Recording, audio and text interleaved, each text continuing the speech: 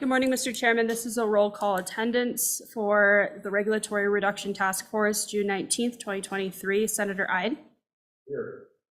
Senator Kolb. Present. Representative Conrad. Here. Representative Davis. Here. Director Matthews. Here. Director Miyamoto. Here. Director Parfit. Here. Mr. Barron. Here. Mr. Bebout. There. You can see Eli. He's online. He's online. Mr. Bebout, can you hear us? Here. I'm here. There he is. Ms. Delancey. Here. Mr. Hamilton. Here. Ms. Olson. Here. Co-Chairman Nicholas. Here. Chairman Grew. Here. Mr. Chairman, you have a quorum. Thank you very much. Good morning. Just so if I haven't met everyone, my name is Mike Guru. And for reasons passing understanding, I've been appointed chairman of this committee. The Management Council of the legislature has impaneled this task force to study regulatory reform, reduction at state level, local level, up and down the enterprise. It's a big task, and we have a wide range, of course, of subject matter, kind of a shotgun approach, as the good co-chair and I talked about it last night.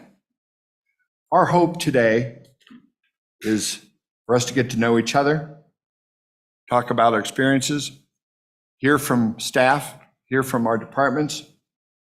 And by the end of this afternoon, my goal is for us to try to coalesce around 3 or 4 general areas that we would like to take this task force to achieve the goals that we need to achieve. We have a short time to do it, but I think if we can, right now, the Management Council has given us to October. If we can show that we are more of a problem-solving committee than a problem-articulating committee, they may let us continue beyond that date, and that will be our charge from there. So to begin, I'd like us to all, because some of you are new to this format, I'd like you just to give a brief introduction, why you're here and what you hope to achieve. And Mr. Miyamoto, why don't we start with you, Doug? Thank you, Mr. Chairman. I'm Doug Miyamoto. I'm the director of the Wyoming Department of Agriculture.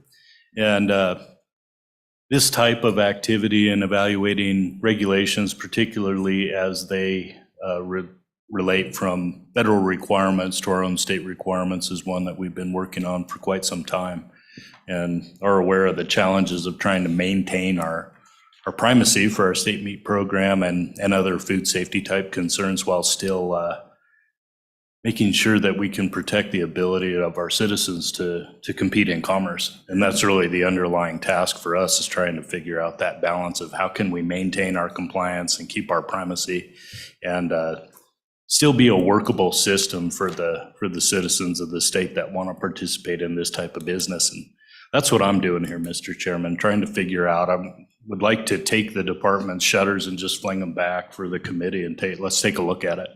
We can compare what our federal mandates are to maintain our primacy versus what we have in statute and regulation, and kind of describe a little bit about how we go about our work.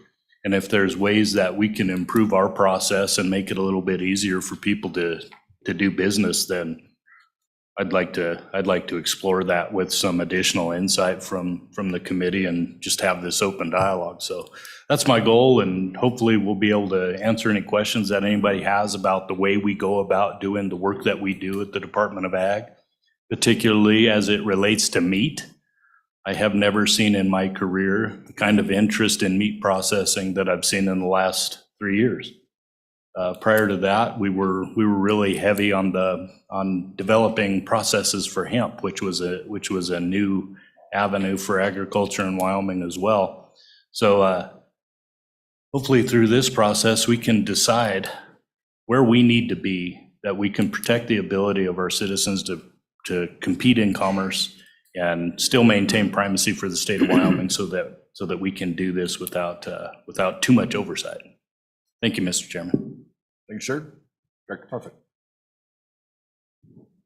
Thank you, Mr. Chairman. I'm Todd Parfit. I'm the Director of the Department of Environmental Quality, and I do appreciate the opportunity to participate in this discussion. We do a lot in the arena of formulating rules, implementing rules, and then the third leg of that is evaluation. And that's something that we need to spend more time on, is evaluating where we are with the programs. Are they still meeting the intended objective, or do we need to make some adjustments to those programs? We have a lot of primacy programs through both the Environmental Protection Agency and through the Office of Surface Mines in the Department of Interior. And then we have what I would call primacy plus programs. So you have primacy requirements to meet the federal minimum. And then we have, in addition to that, some state-specific requirements. And I look forward to the opportunity to talk a little bit about how the rulemaking process works and why it's important for a state like Wyoming to have primacy for programs.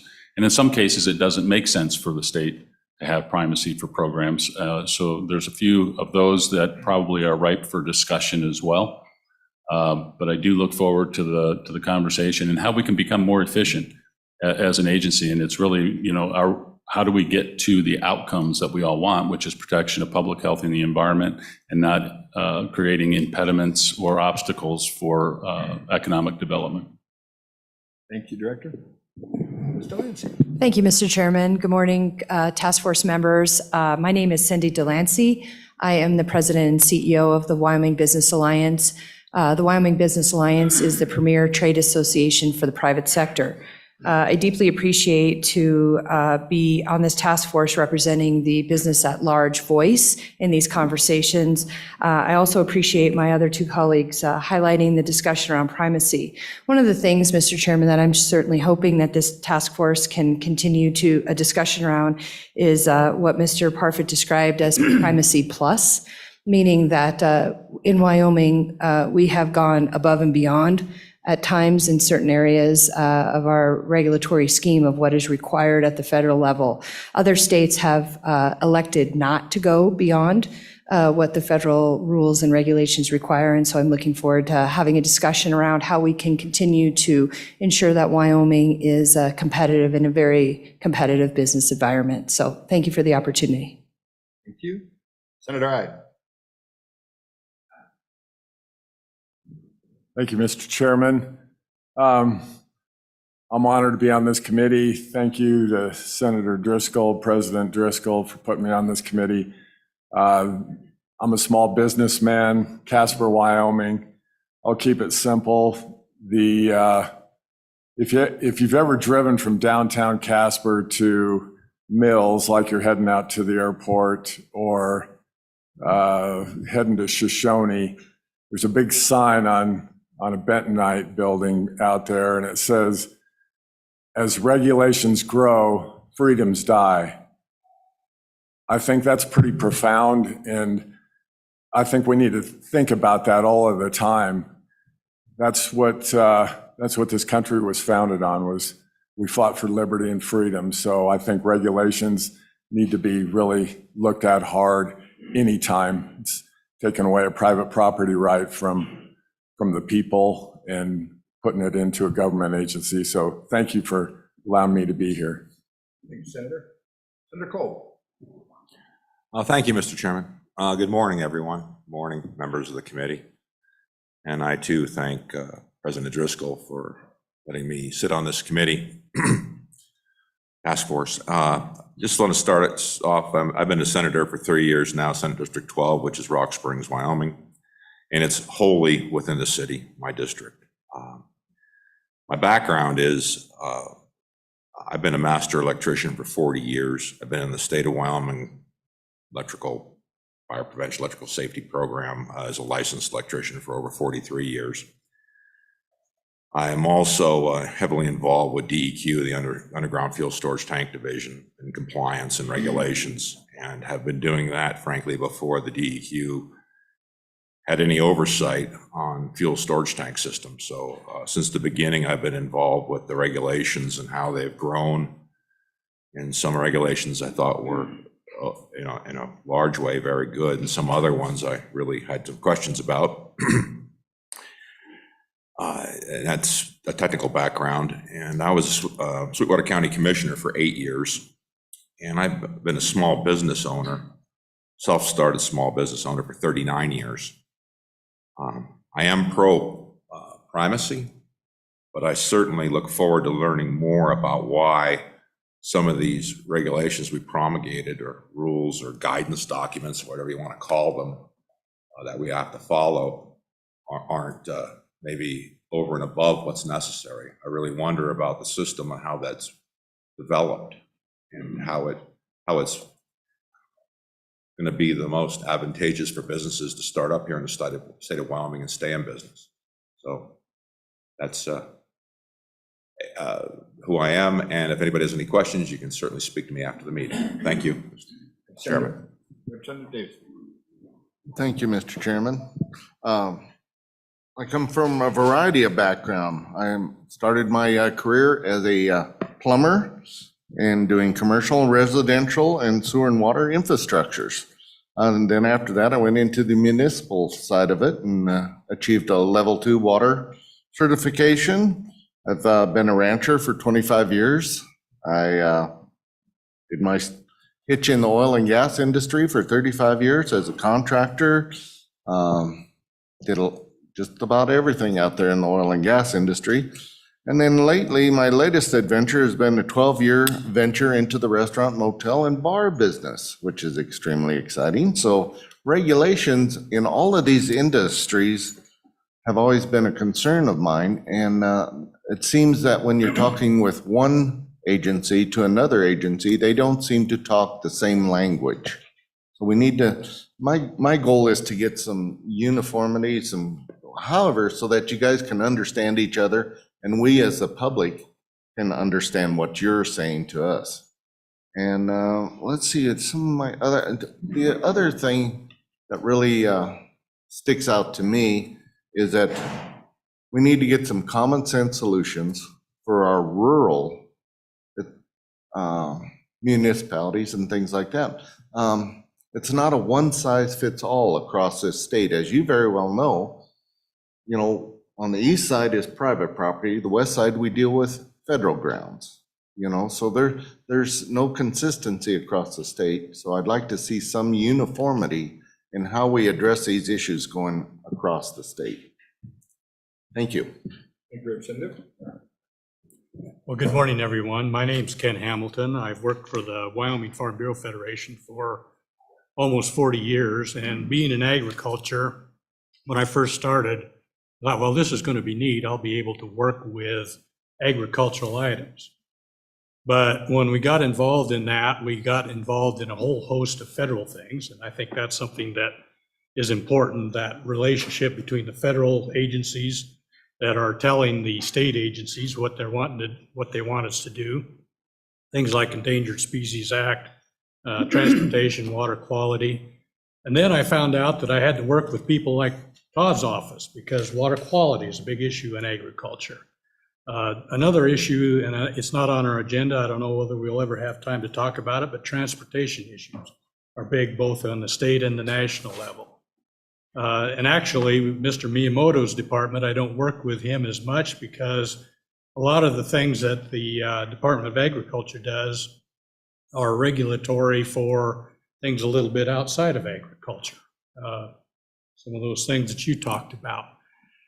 Irrigation is a big item. Water quality and water quantity are all big items, and it frustrates us in Farm Bureau as well as agriculture to no end that we have had opportunities to maybe enhance our ability to bring water to the system when we've had above average water years that are thwarted either at the federal level or some other level. So those are some things that are important to us as a regulated part of the public. I found out that there's just an awful lot of things out there, and it's like most small businesses, where a lot of entities touch the agriculture community, And I'll be honest with you, there's a lot of our members that are keeping their heads down, hoping that people don't find out about it. Because it's kind of one of those things where if you really did adhere to all of the regulatory requirements that you need to in agriculture, you couldn't keep up with it. And that's one of the things that's really frustrating to me, is we've got folks out there that are keeping their heads down and probably not talking to folks like you and not talking to federal regulators, simply because they're afraid that if they do, then they become known to those entities. And I don't think that's the way we should operate in this country. So thank you, Mr. Chairman. Thank you. Ms. Olson. Good morning, Mr. Chairman, and thank you for the opportunity to sit on this committee. I'm representing minerals and mining, and I come from a coal background, so I've been in coal mining for 17 years in a variety of roles, and that ranges from environmental engineer to planning, and then as well as quality and transportation.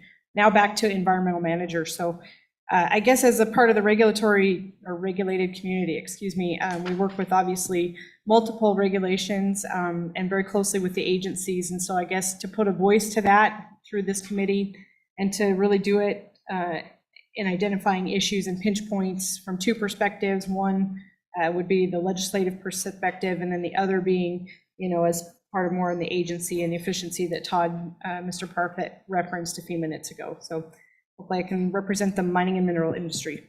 Thank you. Thank Mr. you. Barron. Chair Guru, task force members, Senator, good to see you. Thank you for inviting me to participate on this task force. I've been a businessman in Jackson for over 40 years.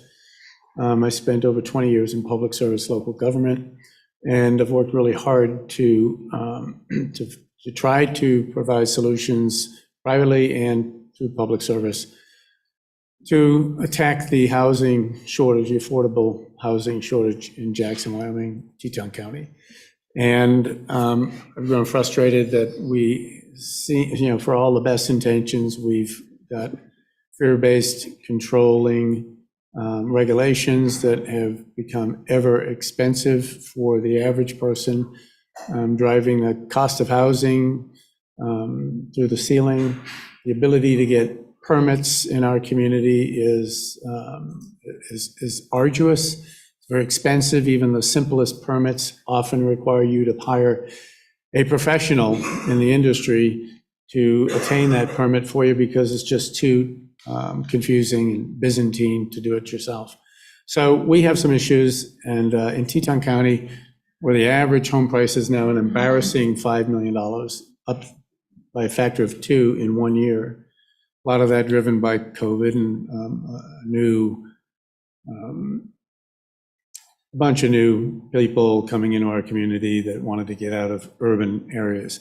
We have a small amount of private land, and we always like to point at that as being the reason why we have so little affordability. But we've gone to a point in our community where there seems to be a tend to have only government housing being developed in Teton County and the town of Jackson.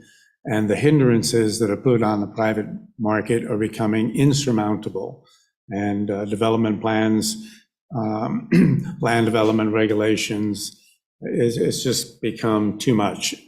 And I bring it up in our hometown because I'm most familiar with that. But Teton County and Jackson are often the leading edge of what's going to happen in the rest of the state. Pressures of housing in this state are statewide. They're not restricted to Jackson and Teton County. I'm pleased to participate here today. Thank you, Mr. Barron. Representative Conrad, good morning. Good morning, Chairman Guru and Co-Chairman Nicholas and members of the task force. Thank you sincerely for this opportunity and privilege to be on this task force. But first and foremost, I want to thank you for the opportunity to testify remotely, or more importantly, participate remotely, based on an obligation that Senator Schuler and I have later this afternoon in Southwest Wyoming. With that being said, I serve a number of roles, obviously as a House District 19 representative, but also in this case served as a regulatory affairs chairman for the WMA, Essential Minerals Associations, their Environmental Affairs Committee. I'm a board member of the Wyoming Economic Development Association, and also belong to the Uinta County Economic Development Commission as well. So with that background, my objectives for, at least in this task force, is to review our obligations as the regulatory entity, but become more efficient in our regulatory requirements, but thoroughly reviewing what we have now to ensure that those are not outdated, regulations are unnecessary, or most importantly, if they're ineffective. I'd like to reduce our costs and improve our benefits as it relates to regulation. And finally, review regulations that may promote inconsistency. And last but by no means least, improve transparency as we, specifically in Southwest Wyoming, look at regulations.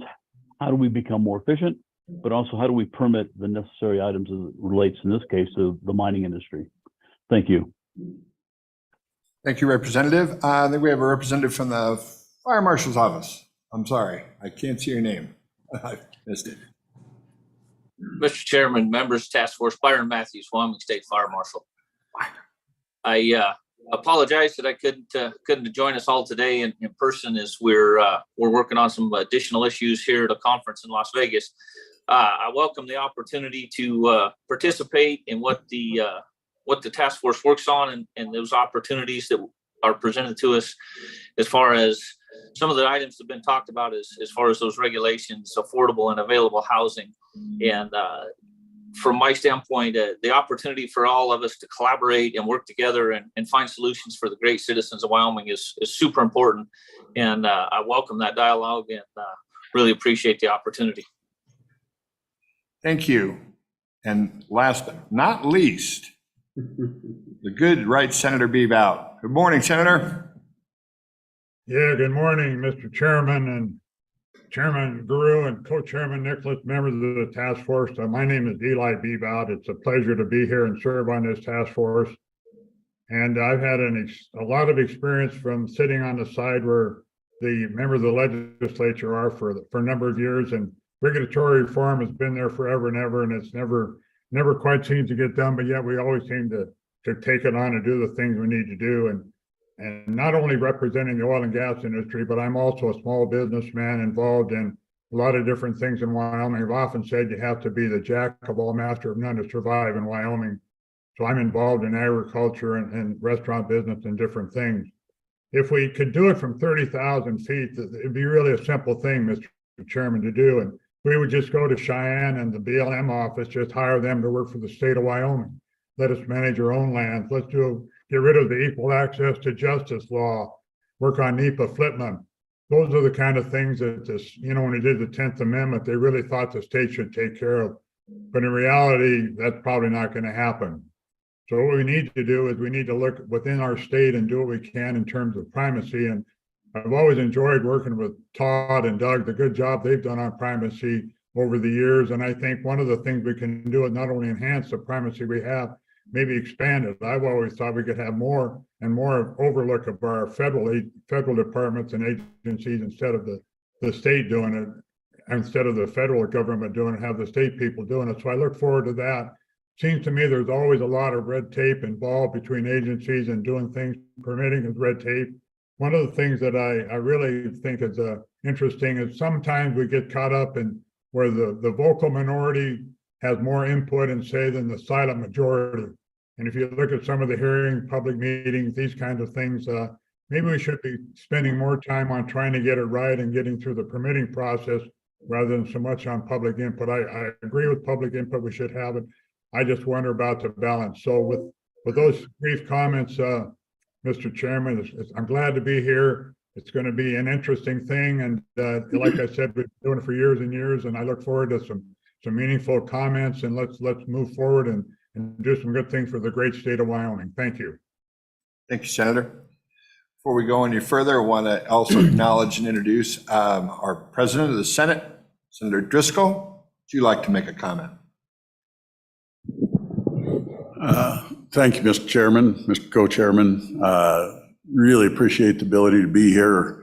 I'd like to do a huge thank you to the governor's office. They worked really hand in hand with us getting this put together. And I think looking around the table, this is one of the rare circumstances you get where you get the executive branch and legislative branch can really work together to do great things for the state of Wyoming. And I see really a willingness from everybody to look at how we do business in a better way. And, as we put this together, I became aware, knowing a lot of people that do business in a lot of states, that other states seem to negotiate some of the regulatory end much better than we do. And no knock on our agency. You know, when you look at the green books and you look at the rules, they're all there for a reason, and they're there for health and safety. And so as we look through it, is how do we make Wyoming truly the most business-friendly state? That's been my pitch from the start, is we always win every poll that there is. Wyoming's the most business-friendly state there is. But when it comes down to it, and it's kind of brutal when you look at it, look south, Colorado, look east, look west, look north. We're not winning the race on new businesses. It's on fire a lot of the ways around it. And a big part of that's due to actual regulations and costs. Wyoming's the lowest cost state to do business in. You buy real estate cheaper. A lot of things are easier, they tie together. So how do we really turn into a one-stop shop that makes it as friendly as possible to do business here? And how do we make it where our agencies treat people coming in as friends and try to work together to develop business in our state rather than be a regulatory type agency? And I really see that. Looking at some other states, it's how do you really make us more friendly? And I think you folks looking around this table, it's as diverse a group as you get. I mean, it's big business, little business, government agencies. You guys actually have the ability to shape the direction of where Wyoming goes forward economically. Are we going to kind of sit out here and thwart, or are we going to figure out a way that we can be a one-stop? I'd like to see us where when you come into the state, you can go to one place and figure out what the rules and regs are, what you've got to follow and how to do it, and do it really effectively. And so to me, I think this task force may be one of the most important things economic development-wise for the state. Look at Mr. Drell over here, the Business Council. How do we actually make us be what we win in the polls? And you folks, it's in your hands how we do it. And I ask everyone out there, anyone that's listening, come tell us. These guys got their hands open. Don't be worried about what happens. So let's talk about how we create this advantage for the state of Wyoming, because that's the way I look at it. It's not about cutting regulations. It's not a cutting corners. It's what Mr. Ham. It's about how do we have health and safety and still be a business-friendly and effective state. Thank you, Mr. Chairman, and I pray for great results from you folks, because I really feel like a lot of the state's future does lay with how we, either perceptions or in reality, how we treat rules and regulations going forward. Thank you. Thank you, Mr. President. And I went out of order there because I know you're time constrained and have to catch a flight here. So thank you very much. So now we'll get back on to business. Mr. Co-Chair. Thank you, Mr. Co-Chair. Just some quick comments. So what this task force can accomplish is basically in our hands as we begin today and we formulate how we're going to move forward. At the end of the day, we'll sit down and have kind of a round robin and have some discussions about that. My guess is we won't, because we're just putting our mouth on the fire hose this morning, I doubt that we'll fully understand what we think those priorities are going to be. But we do, if you look at what other states have done on similar fashions, that they take a task force like this, they break it down into a couple subcommittees on different issues, and they naturally form up on the way this legislation was crafted. We do a deeper dive on the interests that are brought in front of us here today and through public comment as this thing launches, because that will continue to grow, I presume, both from the housing and construction industries and the energy folks and from the ad folks. So all of those will continue to develop over the next month as we move forward through this. We envision having probably at least 3 or 4 more full group meetings like this as we work through this, and then we'll divide into subcommittee groups where we can do deeper dives and have specific task force directives to come back and report to this group. I mean, that's what I envision us doing. What we want to do at the end of the day is find out what we can accomplish now on each particular issue, whatever it is, the top 3, 4 different goals and objectives that can be accomplished, that we can bring into legislative or regulatory reform between now and our budget session, working through the governor's office and through the agencies. We also need to develop a process of how what we do can be continued and move forward so that those other things that we don't accomplish, we can then put on the list for an ongoing or in a reiteration and reestablishment of this committee, because the discussions when this committee, this working group was put together, was this is not going to be a one-time done process. It can't be. And if you look at what other states have done, and LSO will walk through that a little bit in front of us, part of our job will be to develop, okay, what works, what doesn't work on this task force, and how do we structure it to move forward so we continue to do this job, because this job never ends, basically. And with that, then, as we move forward, there'll be a lot of information. Those who want to do a lot of work, you're going to get a lot of work. Those that are busy, all that we want as much input as we can, and we want particularly as much input as possible from the public, from our contractors, from our builders, from our communities, and local folks in terms of regulations. You know, look at it from this standpoint.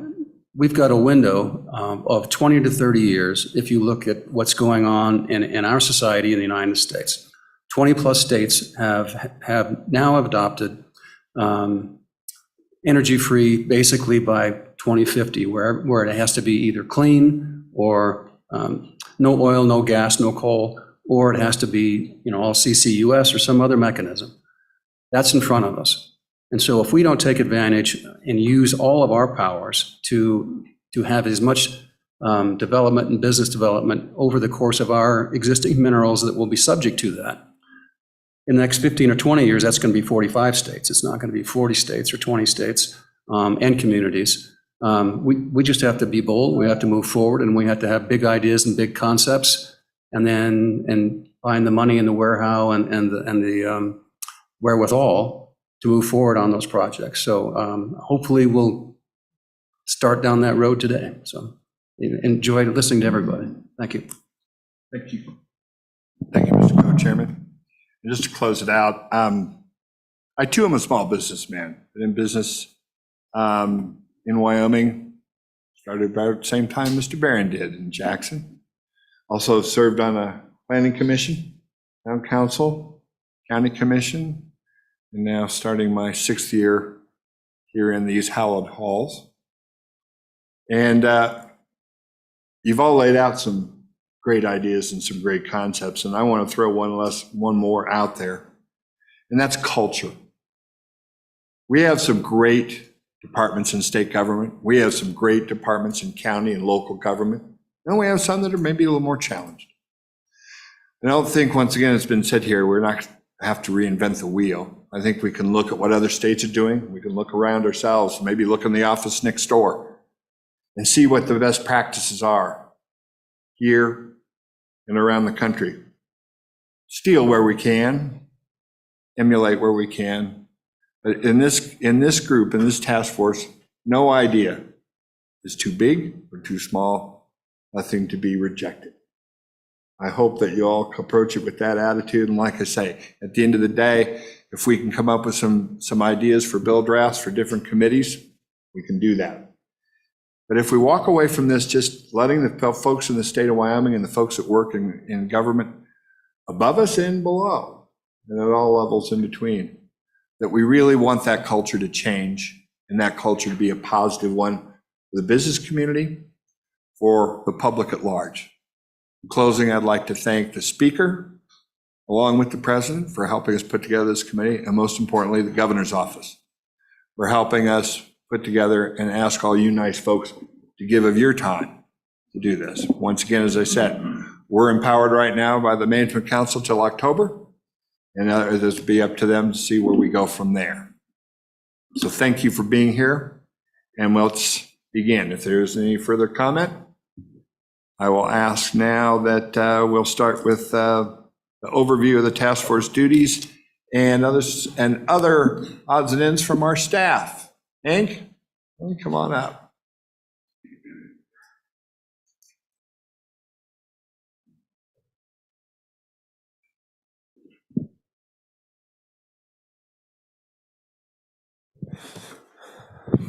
Good morning, Mr. Chairman, Mr. Co-Chairman, members of the task force, Hank Oversland, LSO. I'll just be giving you a quick overview of the duties of the task force as laid out by the Management Council. It has been almost 3 months since they did that, so just a quick refresher on that, and then I'll hand it over to my colleague Kelly Lower to go over other states' efforts and how those came to be and some of the results. So Management Council created the Regulatory Reduction Task Force at its March 23rd meeting and charged it with examining rules, regulations, statutes, and processing affecting the mining, agricultural, and construction industries. And as has been pointed out multiple times this morning, the goal is to reduce and streamline regulations in order to make Wyoming a more business-friendly state. So to do that, there have been appointed 3 members of the House by the Speaker, one of whom is designated as co-chairman, 3 members of the Senate by the President of the Senate, with one serving as co-chairman. Additionally, we have 3 members of the executive branch, so the Director of the Department of Agriculture, the Director of the Department of Environmental Quality, and then the State Fire Marshal. As was noted, I think in a previous task force, having some members of the executive branch creates some issues with, not issues, but open meetings and public meetings with having the executive branch, but that can be discussed later.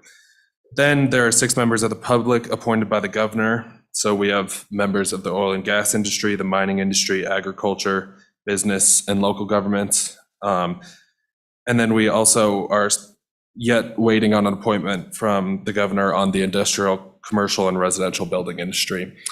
All of those were changed a little bit by Management Council. So originally they were members of organizations or associations. Management Council changed that a little bit to do just industry at large. So we had a little bit of a broader spectrum to choose from. And then they also added that construction, business at large, and local governments at their March 23rd meeting.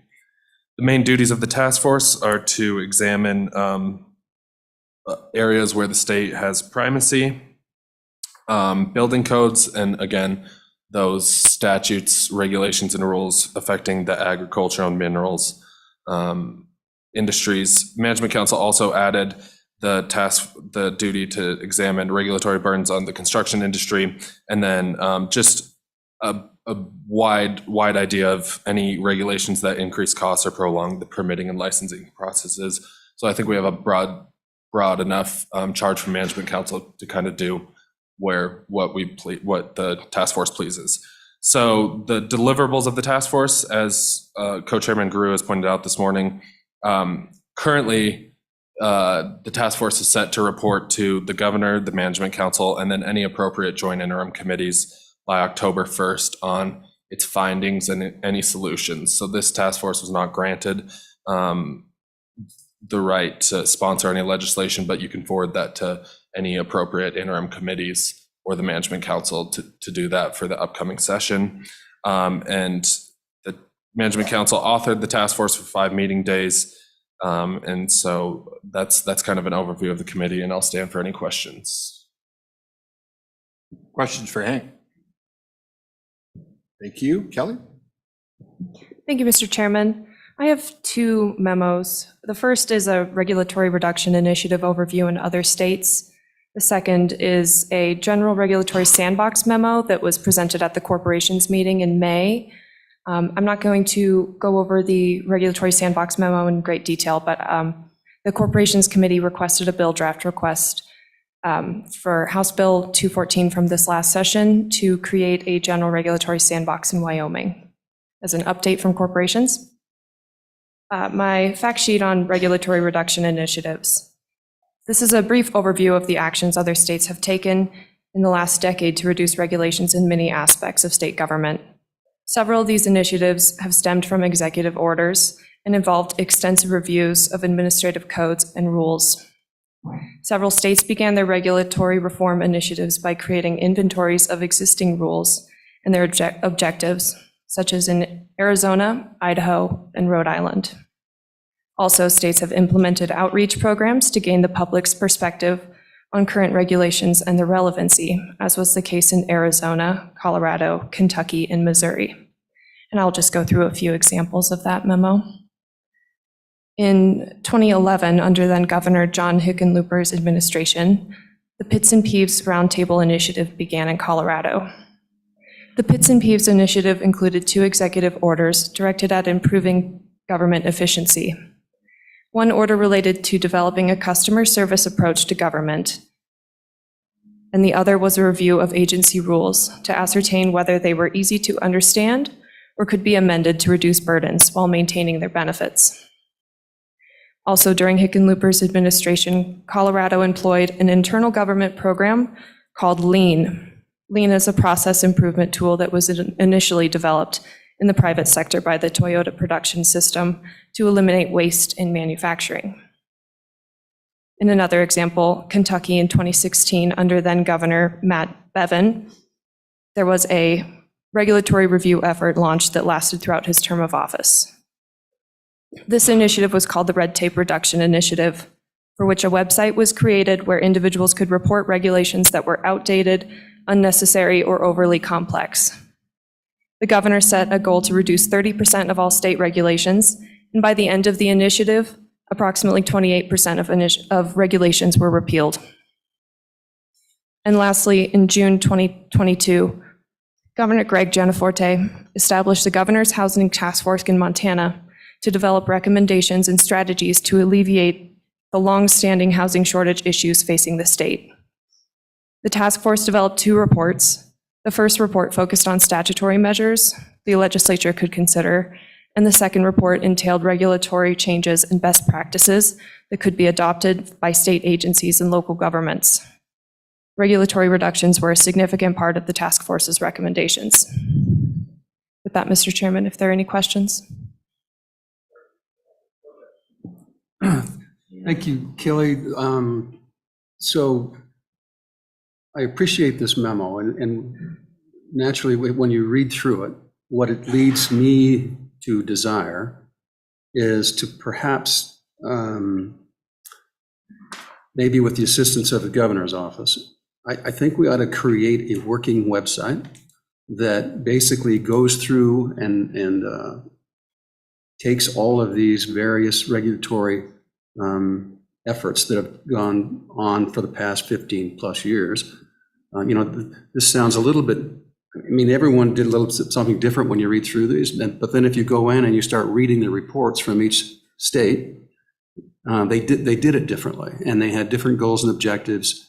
So I think it would be useful to take this data that you have presented to us and go in much more into the weeds and create in a website ideas for regulatory reduction, and then and have an appendix. And in that appendix, for example, I was just reading this morning what Montana did and the 2 reports that came out in 2022, and how they broke it down into subcommittees and groups and what the goals and objectives are. And on some of them, there was follow-up on all the recommendations and whether or not it was useful or not useful.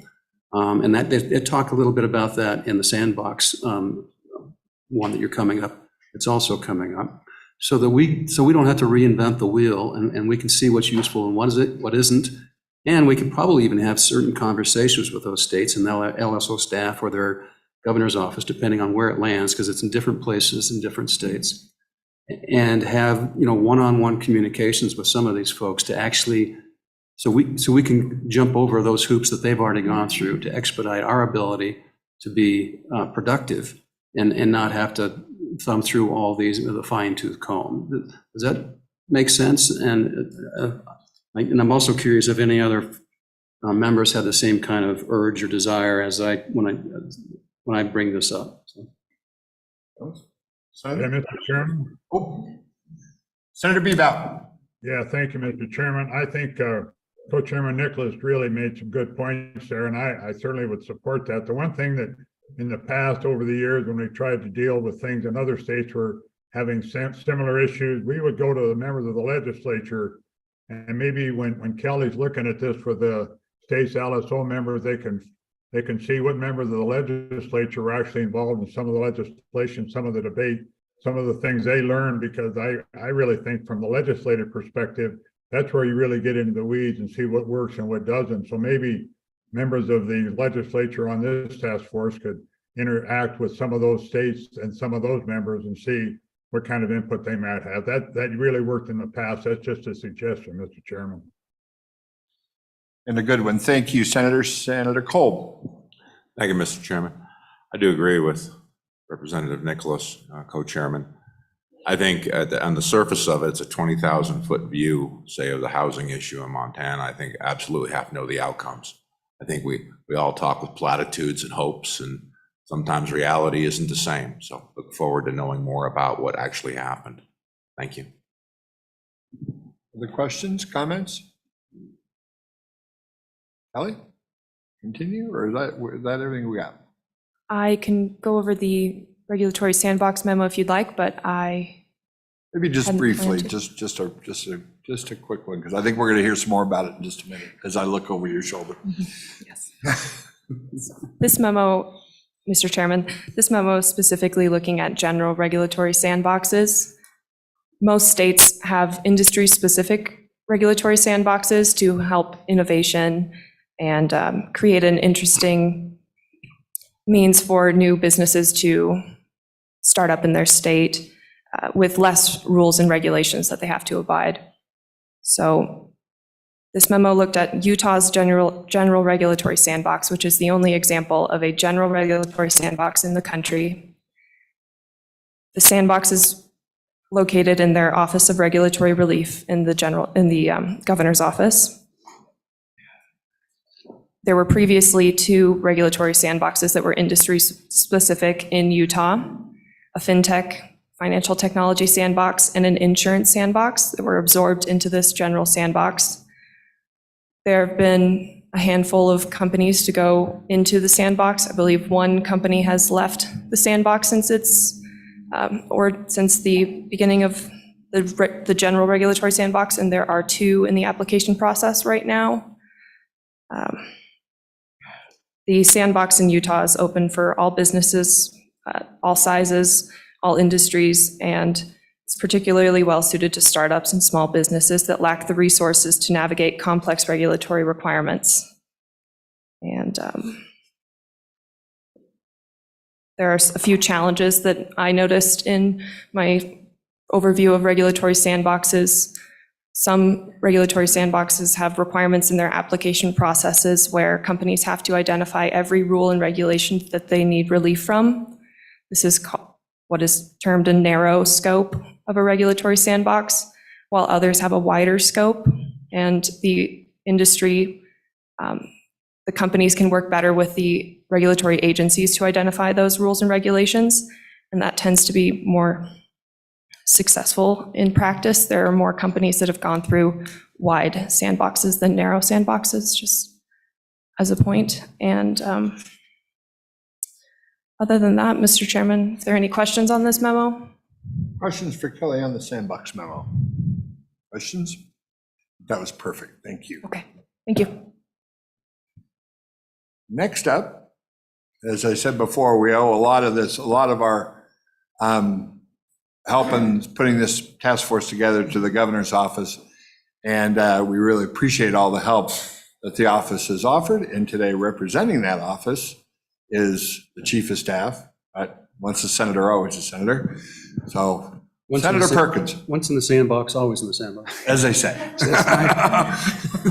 Welcome, Chief. Thank you, Mr. Chairman. Drew Perkins, Governor Gordon's chief of staff, here representing the governor's office, and it's nice to play in the same sandbox. So anyway, it's nice to be here with former colleagues, Representative Nicholas, Chairman Guru, Senator Kolb, President Driscoll, Senator Bebout on the screen, and here with new colleagues, my current colleagues, Director Miyamoto, Director Parfit. We've got Fire Marshal Matthews on the screen. And so delighted to be here with you. Mr. Chairman, the regulatory reform is both a passion of mine and a passion of Governor Gordon's. And when we first started talking about me coming and participating in the governor's office this fall, after Buck decided he was going to retire. This is one of the issues that we talked about, and certainly is listed as one of the governor's priorities. And so we want to start on this executive branch. We've already started we're rewriting in the process currently of rewriting school facilities rules. Part of the ETS reorganization, which we'll talk to joint appropriations with, is also has an element of this in it. In addition, we're talking about regulatory reform with a number of our agencies. So indeed, we're talking about that. I've already testified in front of the Joint Corporations Committee on the Regulatory Sandbox Bill, which, if you look at the Regulatory Sandbox Bill, one of the components of that is that you would create a one-stop shop, basically, someone to help businesses navigate the regulatory aspects of whatever their business is.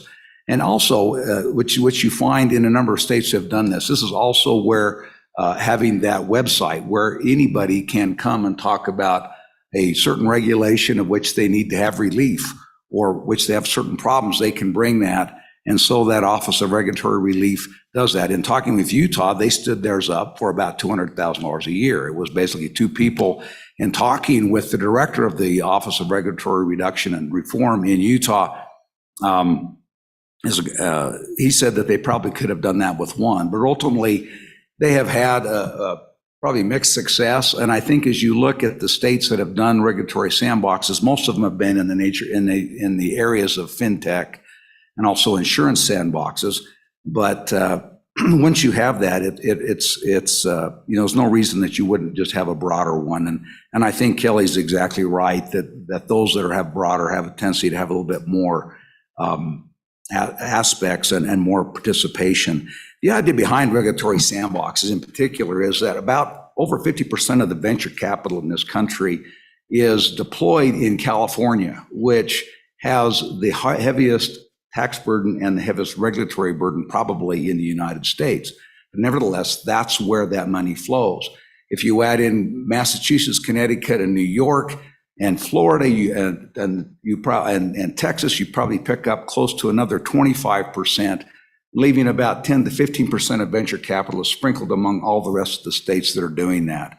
One of the reasons that happens is and one of the things that you as you talk about regulatory reform and sandboxes in particular, are that you need to create an opportunity and a population that is sufficient to have innovation for businesses to come forward.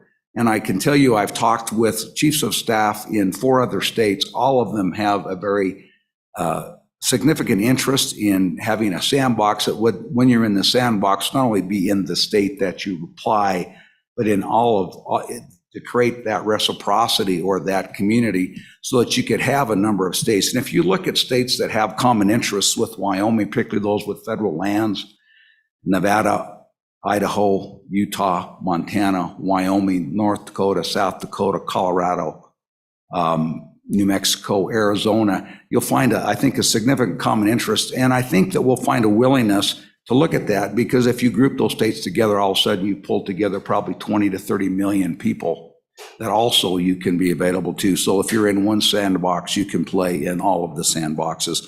Those are all things that we ought to be looking at. But particularly having this one office and talking particularly with the office in Utah, one of the things that I think has just been as every bit as important as the opportunity to look at regulation and to maybe have temporary relief from a regulation is simply the ability. And in fact, what you find is about as many people have come to that sandbox office. They didn't need a sandbox. They ended up not even submitting an application, but what they did is that person helped them navigate the regulatory scheme so that they could open a business. They helped them know that they needed to go to the Department of Ag, but there was also a water quality issue, so it helped them over to the Department of Agriculture. And also, what they found oftentimes was that they couldn't get callbacks from local government. Maybe the county or city officials would not even give them a callback, but the call from in this place, in Utah, it's in the governor's office, but a call from the regulatory office would get a call back from the county and then find the county and local governments more responsive. So I think that that's a significant part of the value is not necessarily in how many applications come into the sandbox, but having someone that can help navigate the regulatory schemes that that we find in our areas. I can tell you that when, as in talking to people as they come to see the governor and as they come to see talk to us in the governor's office, since I've been here since the 1st of December, the reports are mixed. Some of the industries call us, say that this is just the best regulatory and legislative environment there is, and others say it's not so easy, that there is significant issues and hurdles that they're into here that they don't find elsewhere. So there certainly is room for improvement. In looking back and preparing for this, there's a certain kind of a think tank called Mercatus. You go to their website, they have looked at, and for a lot of money, they'll come in and assist you with this effort if you want to pay them to do that. But they've gone and looked at the regulatory aspects, the regulatory regulations in all 50 states. I can just share with you a couple of interesting statistics. The lowest regulatory burden just on the number of words is Idaho, which has approximately 3 million words in its regulations. Wyoming has about 4 million in its total regulations. And by comparison, California has over 12 million words in its regulations. So you can see Idaho being the lowest, Wyoming being the next, but just having words and how many words are in your regulation is obviously just one metric. We have certain issues in Wyoming that they don't have in Utah. They don't have very much mineral production in Utah. They do have a lot of mining, but not very much mineral oil and gas development in Idaho. So that may be part of the explanation, but we can also do better. I can also tell you that that Governor Meade reduced regulations by about 1/3 during his administration. I think that there were some good effects of that. It resulted in a lot of uniformity among regulation, and that they took and found that you had the same regulation in a number of issues, and so you combine it and say, everybody just refer to that one regulation, and so we reduce that. But there was probably not a lot of effect in actually reducing the regulatory burden. There certainly was a lot of success in reducing the number of regulations, but I don't know that we were very successful in reducing the regulatory burden. Governor Meade has been very specific in his efforts and his direction with respect to regulatory reduction, and that is nobody gets points for style. No style points in this regulatory reduction. He wants this regulatory reduction to be effective. And so when he does that, that's effective and more efficient in two aspects. One is obviously the public. Those users who come and seeking permits or seeking regulatory assistance, they need to have better simplicity. They need to be clearer. They need to have understand a clear path to follow. The other side of that is also cost effective, which is it should reduce the effort and burden of the regulatory agency itself. It ought to be easier and more straightforward for the agency that is in charge of those regulations and in charge of that function to administer those rules. And so it ought to be both those. Otherwise, we can't have a more effective and more efficient regulatory scheme. And also in doing that, there's also a couple of principles the governor always goes by. One is that we can't compromise any kind of unreasonable reduction in safety or consumer protection.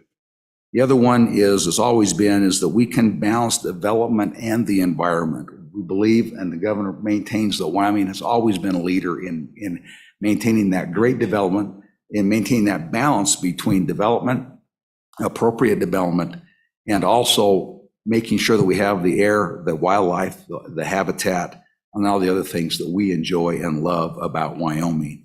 The final one is that Wyoming is an all of the above power state, that we embrace all power that it takes to fuel and fire both the economy of Wyoming and the economy of the United States. Whether that's hydrocarbon, whether that's wind, whatever that would be, we're an all of the above state. A couple of other points I would make is the regulatory branch is continuing and will continue this efforts. Our efforts will not compete or duplicate what this committee does, but will simply complement those ideas. And so we'll watch with interest what you do, and certainly want to participate with you all that we can. And then we will make sure that we don't get in your way, and that we're also working on other things at the same time.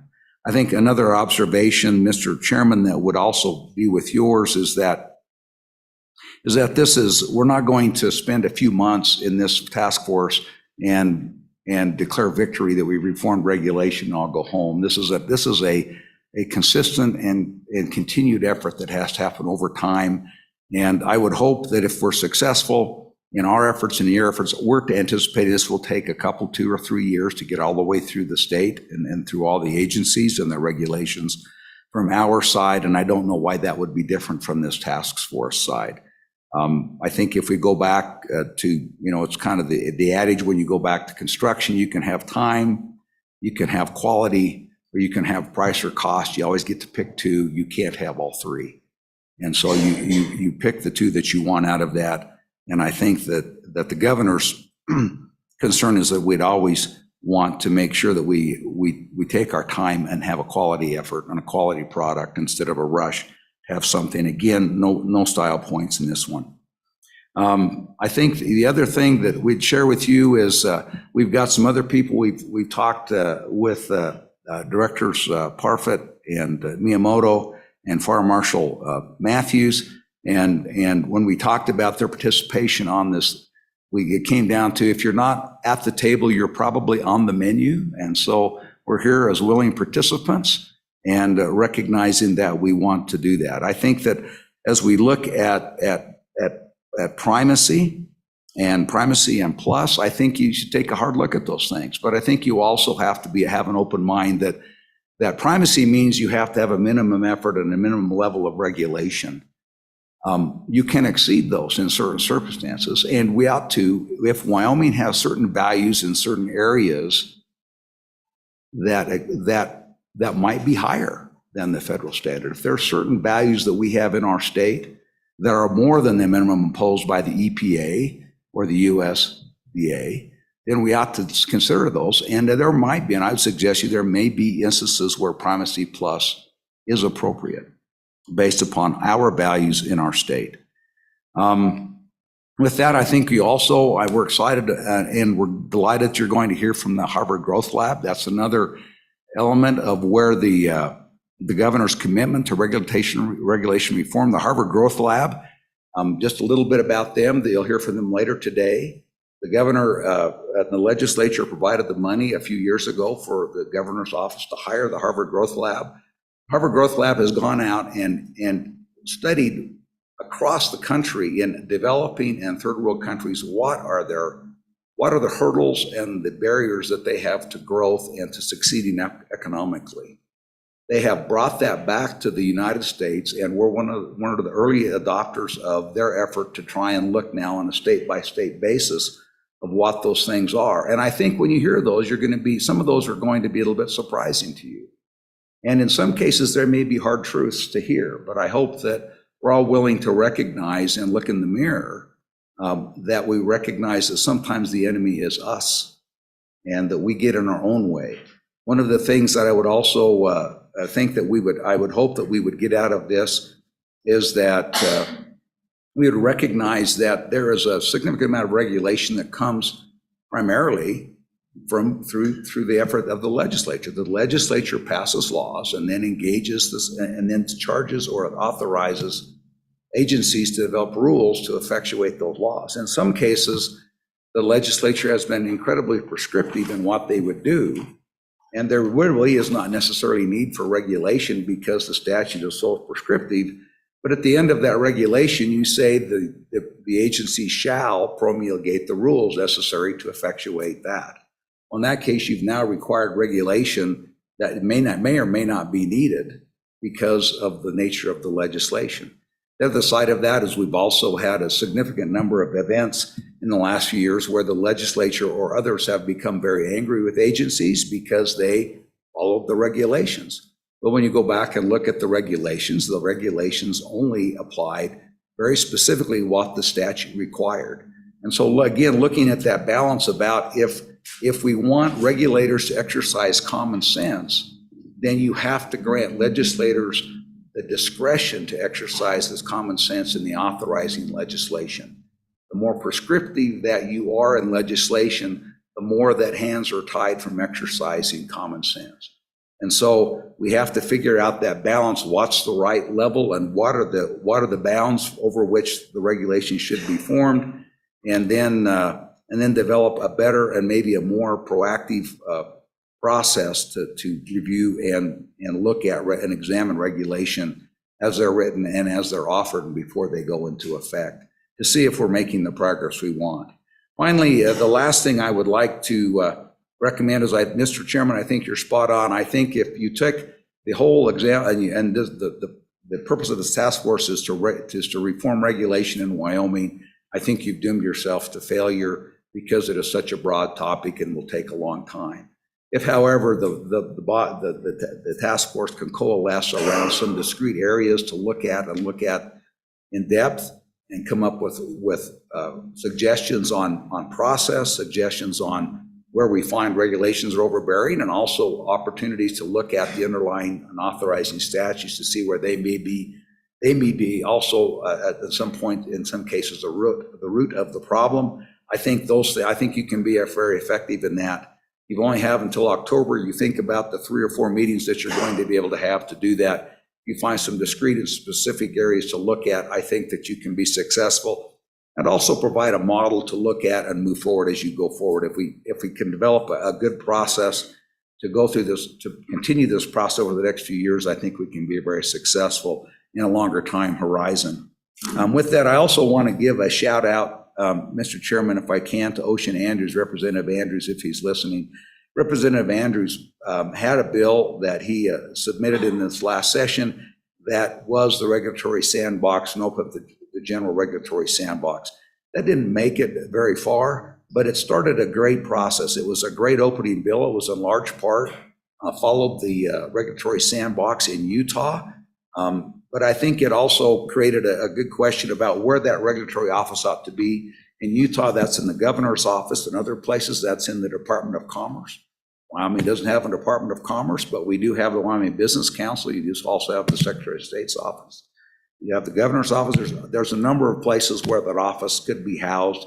And again, I don't think that's a large or strong effort, but I think that if you're going to do that and do that successfully, someone needs to be dedicated to that process so they can develop expertise, and that ought to be housed somewhere where it can reach across all of government and have the authority to do so. With that, Mr. Chairman, that concludes my introductory remarks and my wishes for success. I'll be paying attention and taking notes, and we'll participate when you ask. So thank you, Mr. Chairman. I'll stay after questions. Thank you, Chief. Questions for the Chief of Staff? Questions? Representative Davis. Thank you, Mr. Chairman. Your take on the sandbox, it's very interesting, but how do we all get to participate in the sandbox instead of just the chosen few? As I guess I'm a little elusive. I mean, the sandbox, it seems like there's a few that participate in it. How do, say, small business and restaurants even, how do we all get to participate in that sandbox? You got any thoughts on that? Sure, Mr. Chairman. Yes. Representative, I think when you look at the sandbox, it's important to understand what the sandbox is and what the sandbox is not. And different states have done it differently. Some states have actually granted the ability to grant relief from not only regulation, but also some statutes in some cases. Those that, whether or not a person is admitted to the sandbox, is generally relying upon the actual directors that oversee the regulations in the area from which the people are seeking relief. Sandboxes have a tendency, if you look, sandboxes only provide temporary relief from regulation and very specific regulation for a period of 12 to 24 months, depending on what state you're in, with the opportunity then usually to extend it for either another year, another 12 months. At the end of that time, then one of two things happens. Either one, they have to go play in the real world with all the other businesses, or the other side of it is that you may have decided that certain regulation is not effective, and that gives both either the agency and the legislature time to look at that and either change the statute and or change the applicable regulations so that you can have a less regulatory oversight. The two things that always there is one, they never are authorizing things that obviously would be illegal. And two, they're not, so they're keeping consumer protection and safety in mind. No one ever gets to have a sandbox where you get to brush aside worker safety or personal safety issues. Or if you're going to reduce consumer protections, you may reduce the regulation, but you're not going to reduce the opportunity or the recourse that consumers would have if they're somehow harmed by that. And there's also disclosure that whenever customers or consumers are going to take advantage of the products or the services that are provided through the sandbox, they have to understand that it's in a decreased regulatory environment.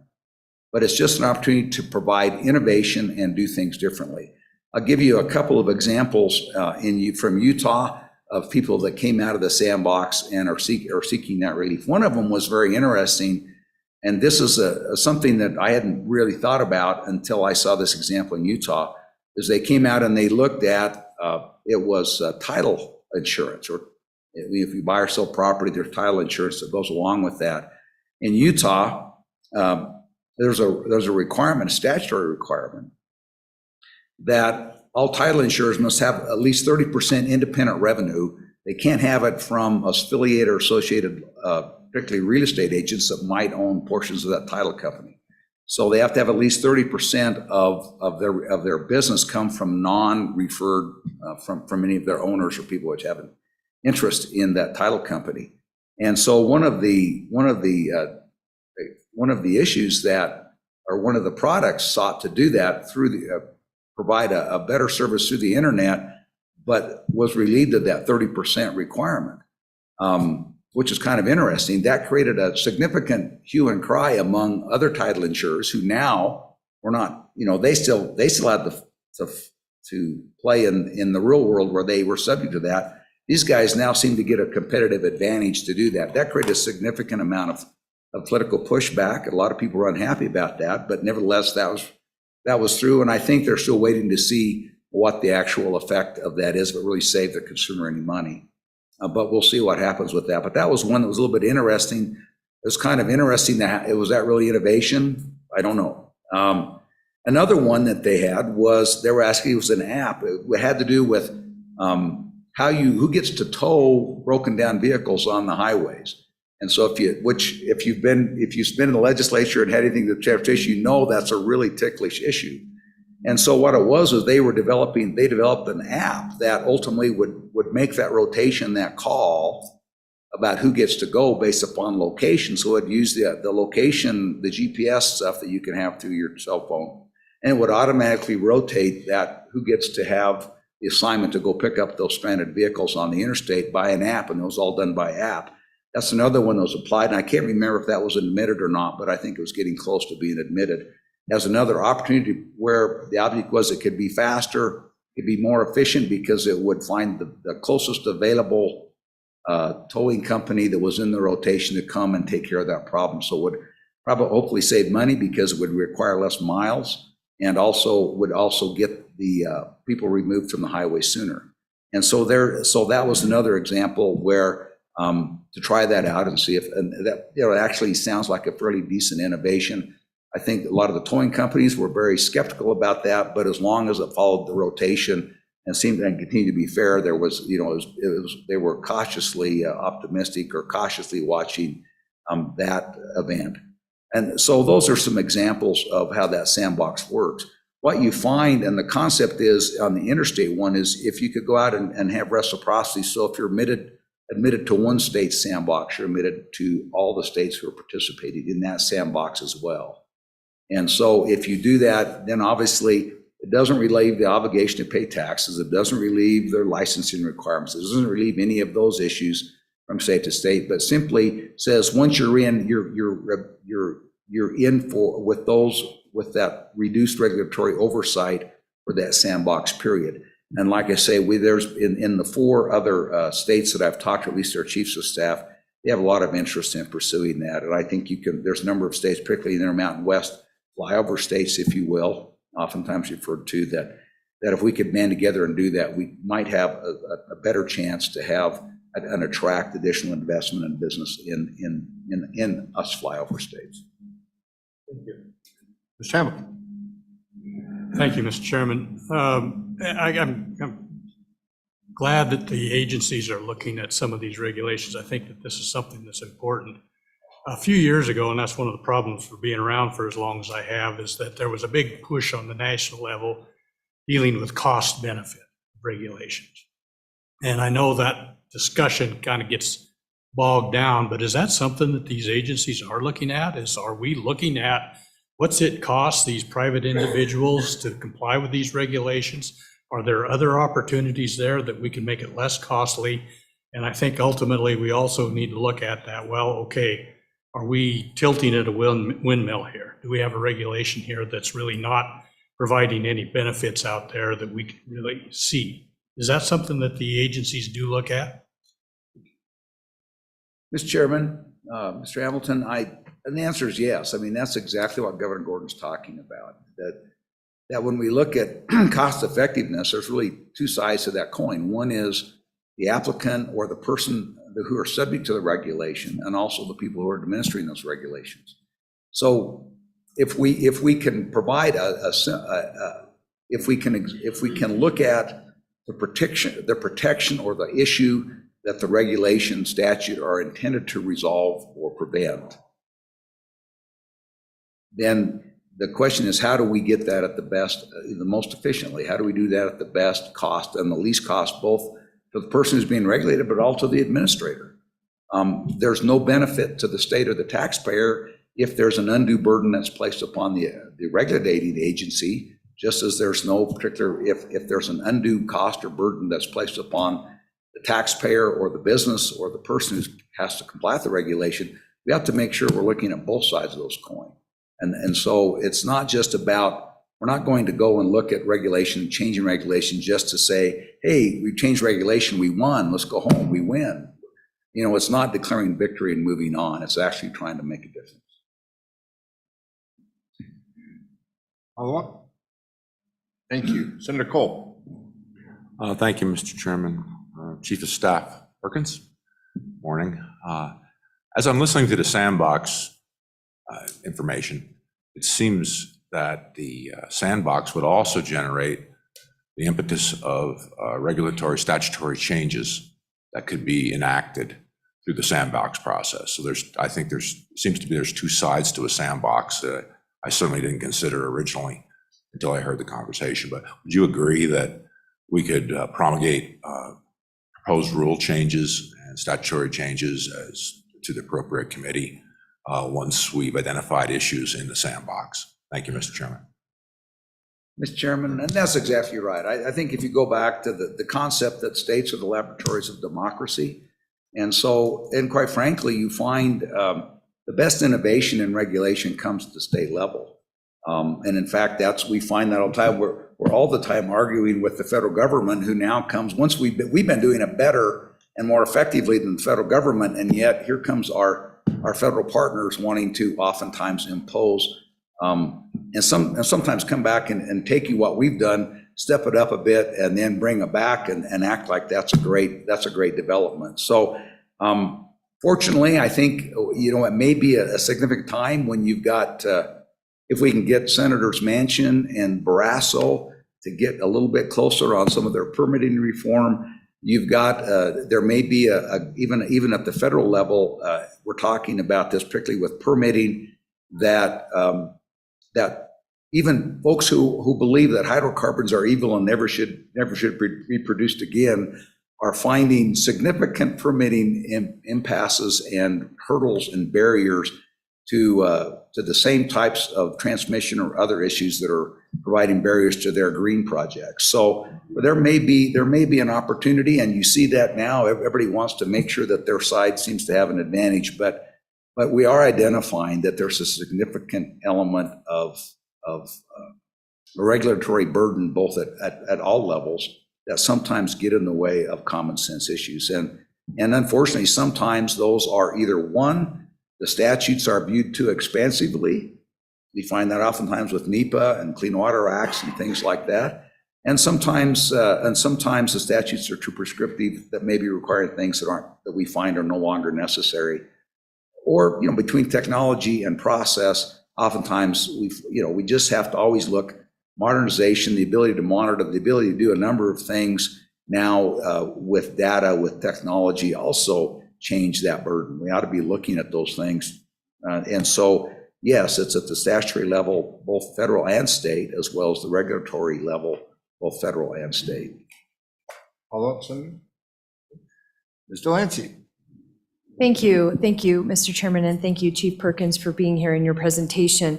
One of the things that caught my ear as I was listening to your testimony is that you've had the opportunity to hear from many businesses about the regulatory climate in Wyoming.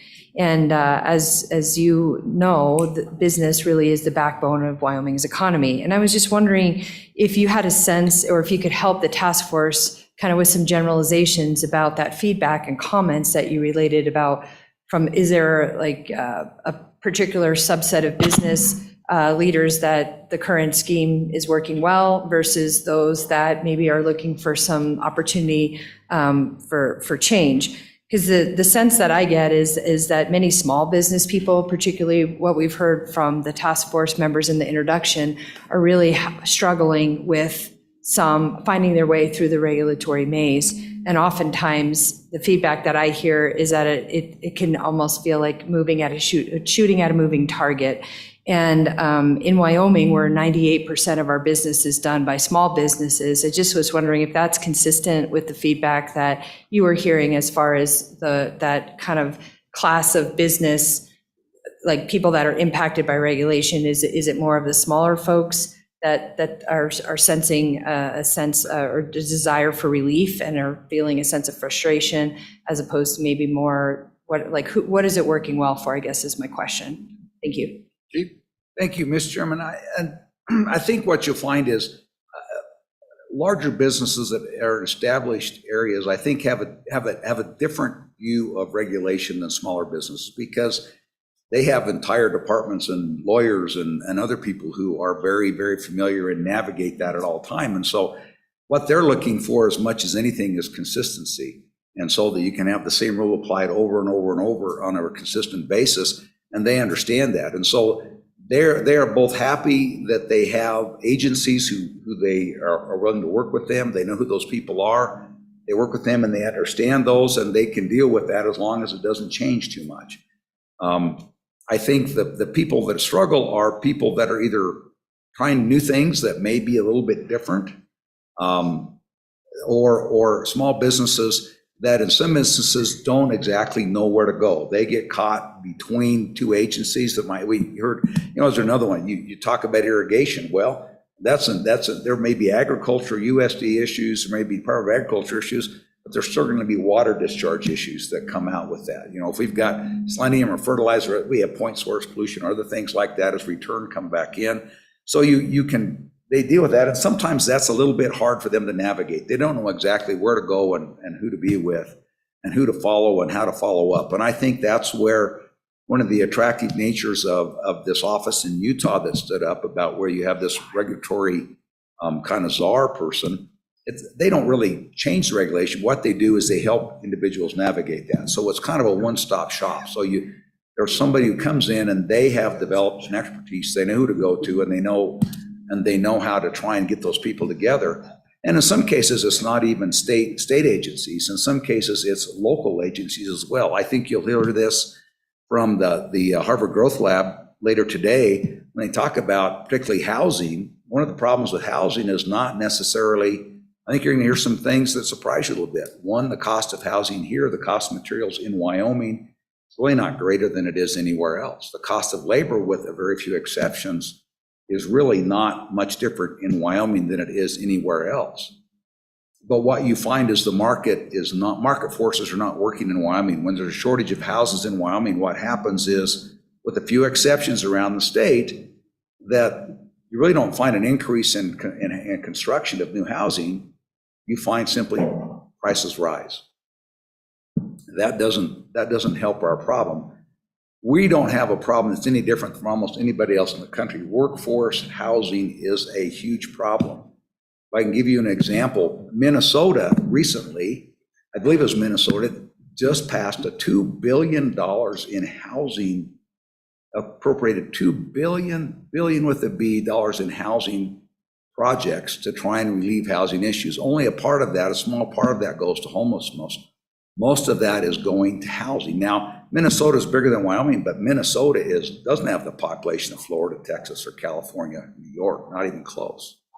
So and you'll find there's probably 25 to 30 states who are stepping up to the plate and expending money to try and solve affordable housing, attainable housing levels, and providing that effort because, and you'll find this from Harvard Growth Lab, the market's not quite working right. And so as we look about what is it, so what should be government's role in reducing the cost of housing? And I think the governor feels strongly, and I think most of you feel strongly, that those should not be giveaways to homeowners or construction or developers.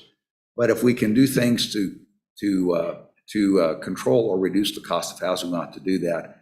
And you'll also find that in many instances, it's the regulation at the local level that is substantially increasing the cost. It's regulations on density, regulations that require that require, if you look at setbacks or densities or how lot spacing, all of those things have an effect on the cost of construction, both on the cost of providing infrastructure and the cost of providing that, as well as the services, as well as the land costs. All of those things increase costs. And so we ought to be looking, so part of that is looking at hard truths, looking at inward truths. What are we doing wrong, both at the state and local level, that are increasing those costs? And I think you'll find a substantial frustration in the interplay between local governments and state governments. You'll find a lot of frustration with small business about that interplay. And that'll be the challenge, because we believe in Wyoming, we've always believed in strong local control. Not quite, we don't call it home rule, but certainly local control. And what is it and how is it that we deal with that? Because I don't see us as a state moving away and taking away very much local control. But how do we accomplish then? Is it through incentives? And I think the best way is probably we need to incentivize and assist those communities that will assist themselves in solving those problems. Follow-up? Further questions? Questions from our online? Mr. Chairman. Senator. Yeah, thank you, Mr. Chairman. And I'm not sure how to address Senator Perkins. I get Chief of Staff Perkins. The question I have, and I appreciate you stepping forward, your comments and the governor's commitment to doing these things for Wyoming within our state. The question I have is, and of course, we've seen a couple recent decisions out of the Supreme Court, excuse me, with WOTUS and the EPA. And my question is, the governor's been very proactive about taking on positions relative to the state of Wyoming versus the feds. And I particularly liked his comments about boneheaded is the latest conservation rule that came from the BLM office. So my question, Chief of Staff Perkins, is what is the governor going to continue to do to take the fight at a higher level where he can, as our governor, represent the state with other governors, whether it be through litigation, through testifying in front of Congress, different things like that, to elevate the desire we have of the state of Wyoming to say, wait a minute, feds, what you're doing is just flat crazy, and we're tired of it, we don't want to do it. So how does the governor feel about continuing in that line of reasoning and process to help Wyoming? Thank you, Mr. Chairman, and it's good to hear. My voice being a little ragged here this morning. Mr. Chairman, it's always nice to hear from my good friend Senator Bebout, and his voice sounds about like it always is. But the governor, both as a businessman and a rancher, has felt the heavy hand of the federal government in his own businesses quite often. I mean, as an actual having a working ranches in Wyoming, has actually felt and understands and feels it, the heavy hand of some of that regulation. So I don't think you'll see any kind of change in strategy in doing that. I think you'll find the governor continues to want to partner. I think that overall, when you look at our local BLM offices, our local Bureau of Reclamation, we actually find and have, I think, really good working relationships with many of those local offices. But there certainly is and continues to be an effort, and it seems to be only increasing with now a divided Congress, that there are certain issues that the president or the current executive may not find to be able to successfully get through Congress, but they've been just blunt about the fact that they're going to continue to try and move social justice and environmental equity, environmental justice. They're going to try and continue to move those things forward through their regulatory policies. And I think it's going to require a significant stand by both Wyoming and other states to do that. And we're not alone in this fight. And even in some cases, it's even a bipartisan effort. The governors we have a significant amount of common interest with the governors in Colorado, New Mexico, and Arizona, who also have significant public lands and look at some of these things, and they're experiencing and they recognize some of the exact same issues that some of the federal regulations that are coming out are having in their states as well as ours. If you watch the governor's testimony last week at the Natural Resources Committee, he was pretty blunt about some of the effect of federal regulation in Wyoming, and in some cases it's just as simple as there are significant herbicides as we look at cheatgrass as it infests Wyoming. I think Director Nesbitt and others refer to it as the cancer of Wyoming right now, is watching cheatgrass explode across our state. There are herbicides that deal very well with cheatgrass that seem to have nominal or minimal environmental impact that would control that invasive species in particular, but yet you cannot get the authorization to spray that on federal lands at this point. And so in some cases, just approving things like that and continuing to push for approval of things like that, I think you'll continue to find that. In addition to that, the governor continues to push on permitting. He continues to push on hydrocarbon and reliable and other energy sources that are both reliable and dispatchable. So I don't think you'll find that. And in many cases, we're looking for opportunities to continue to press that fight, and particularly find allies that are like-minded and have similar problems that will help press that fight with us. And so you find the governor and our attorney general joining lawsuits started by other states' attorneys general, as well as other governors, as well as initiating some on our own, trying to bring that fight.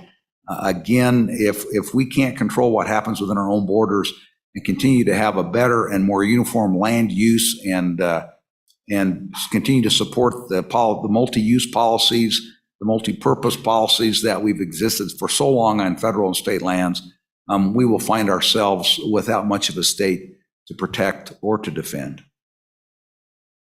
Follow-up? Yeah, thank you, Mr. Chairman. The only follow-up I would have is that in the past, the legislature has supported the governor's office with funding to initiate the litigation that I think we really need to do. And I'm not sure what happened in the last budget about that in terms of allocating money to the governor's office, but are you properly funded to initiate these kind of lawsuits to protect Wyoming and other states? Chief? Right now, I think the answer is I think the legislature's been pretty good about funding the governor's ability to fight. I think the biggest problem we have right now is the ability to retain and hire and attract good people, and including, I know that this is a irony to some people to put it this way, but hire good lawyers to continue to fight. We're thin. We're thin. We've had a number of long-term good lawyers retire. We've had a number go to the private sector. I think that the compensation package that was passed has gone a long way across the state to help us retain and also begin to recruit additional people. but you have to, you have to pay a fair day's wage for a fair day's work for people who have the expertise and the passion to defend the state. And so I think that's something we have to watch.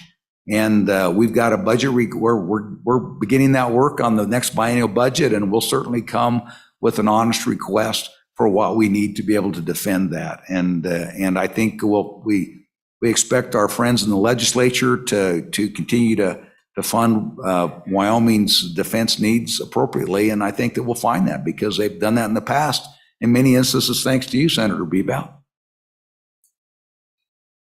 Thank you. Anything further at this point?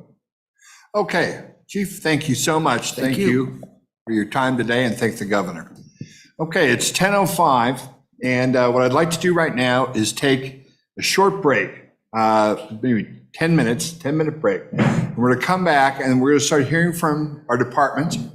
We have an 11:15, we're going to start talking about workforce housing issues, and we have a hard stop at 12 for lunch, which will be at the mansion that Cindy has been working on, Ms. Delancey's been working on. So we have a hard stop at 12. So that's our time frame. And so I'd like everyone to try to keep their remarks inside that sandbox that we're going to build starting at 10:10. So until then, we are standing in recess. Did you ever play in the sandbox? Did you ever play in the sandbox? I can't get out of this.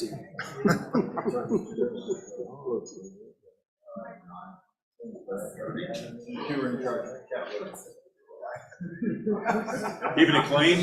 Well, that's a full-time job.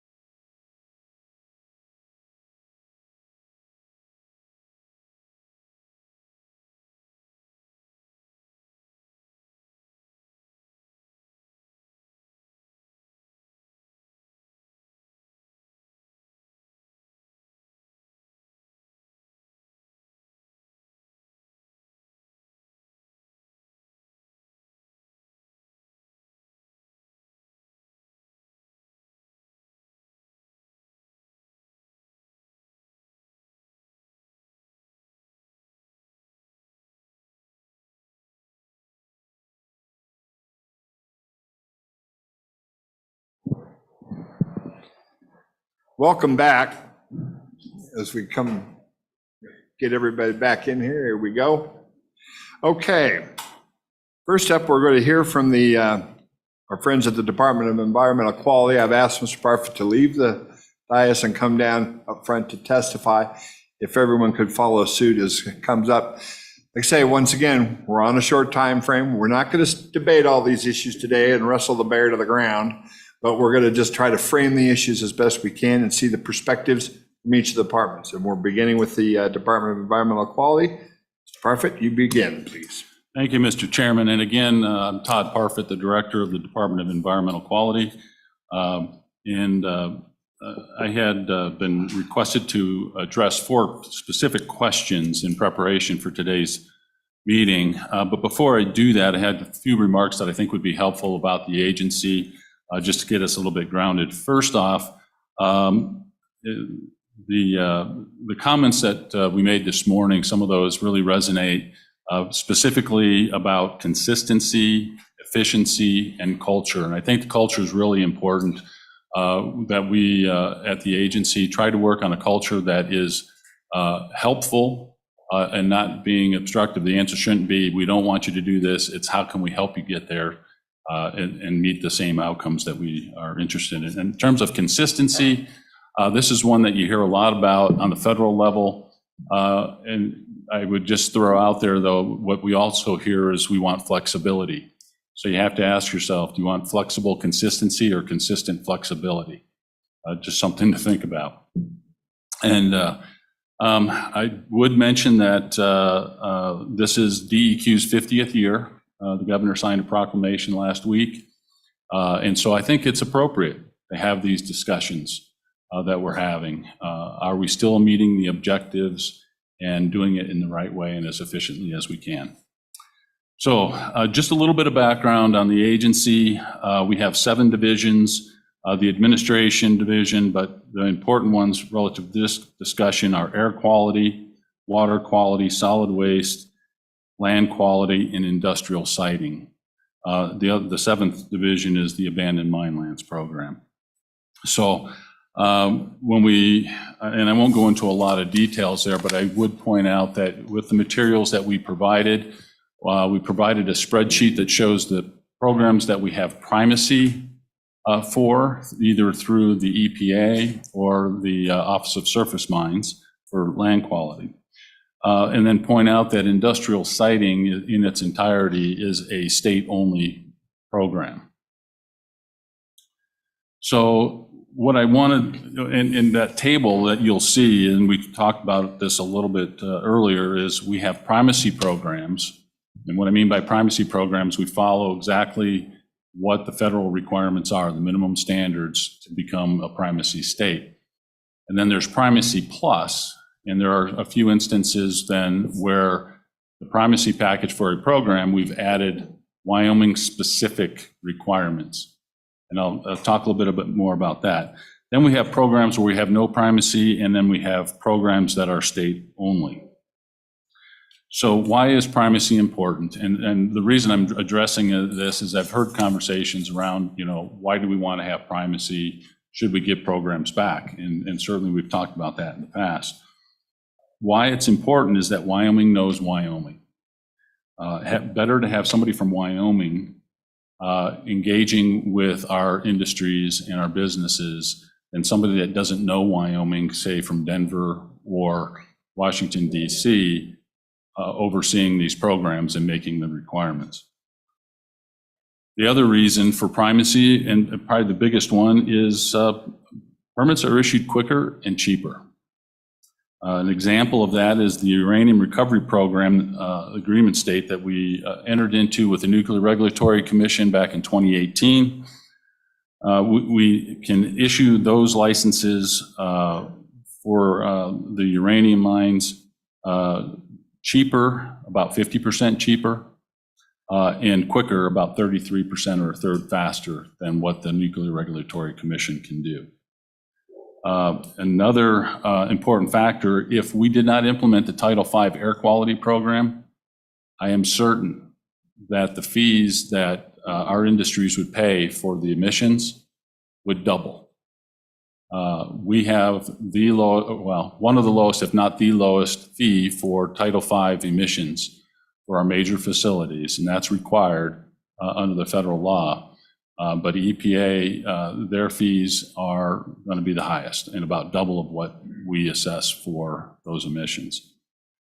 Another important point is if there's an appeal to an action that's being taken by the federal government, your recourse is to go to court.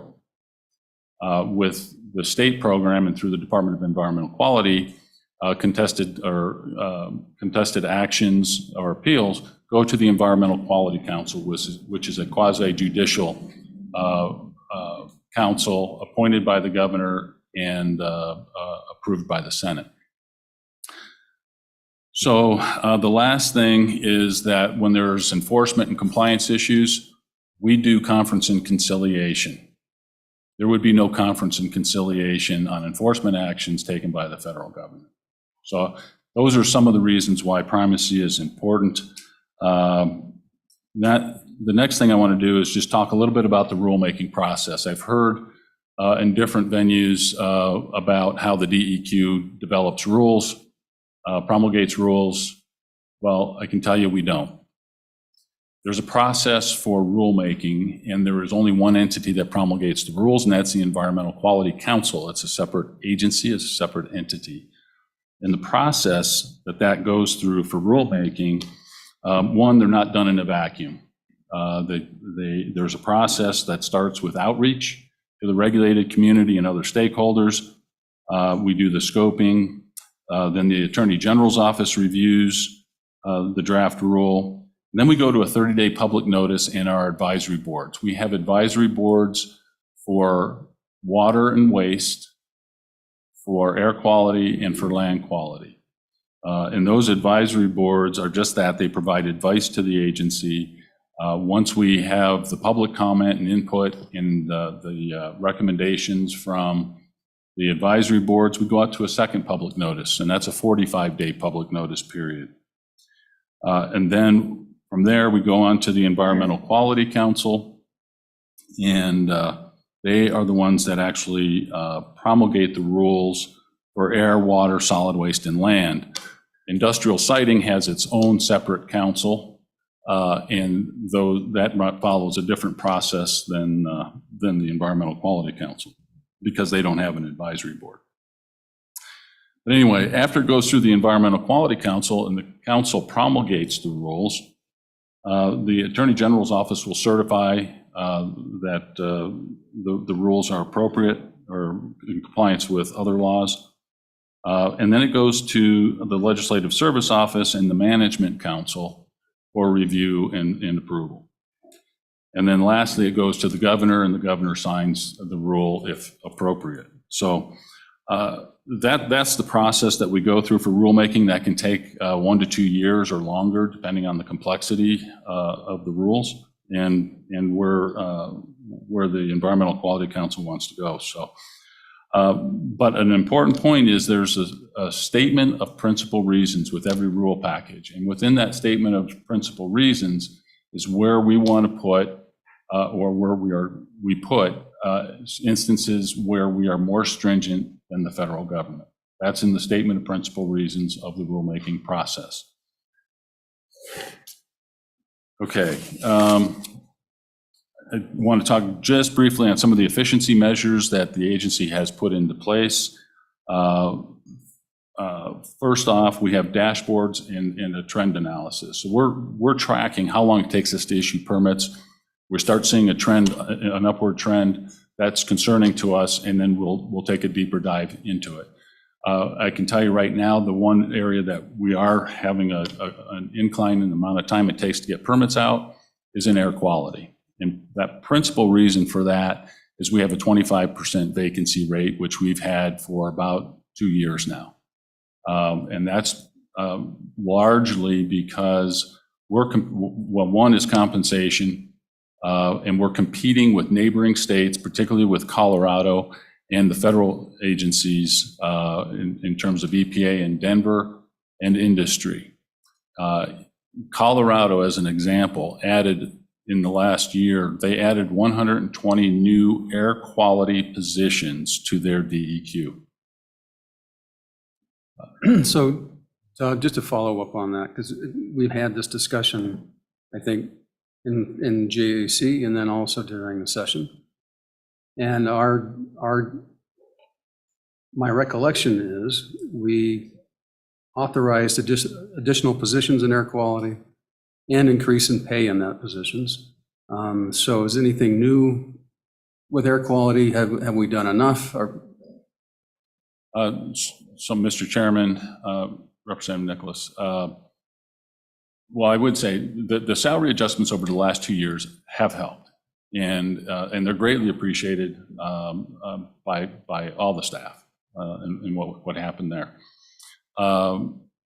Is it enough? Well, I think there are other pressures, and this is the point that I'm getting at, is that we're competing with EPA as they develop new rules, and they've got 70 new rules are going to be on the books between now and October of 2024, just in air quality from EPA. In addition to that, you've got industry, so we're all competing for a finite resource that's out there, and we're competing not only with the other states, but also with industry for those positions. We are trying new things. One, the legislature did provide us with $1.5 million over a 3-year period to help bridge that gap as we work to fill those positions. And so that's helpful. We're also working with the University of Wyoming on an intern program and creating that pipeline to the agency. And so those are the kinds of things that we're working on right now to, in addition to what the legislature has provided. And so, Mr. Co-Chair, then have you been able to hire any new positions? So, Mr. Chairman, right now we're right at about 25% vacancy rate. And so we hire some and we lose some. And so it hasn't quite stabilized at this point. And then the folks that you lose, are they going to similar higher paying jobs? Do we know where they're going? In most cases, yes, they're going to similar higher paying jobs, either in Colorado. We have EPA actually actively recruiting our folks.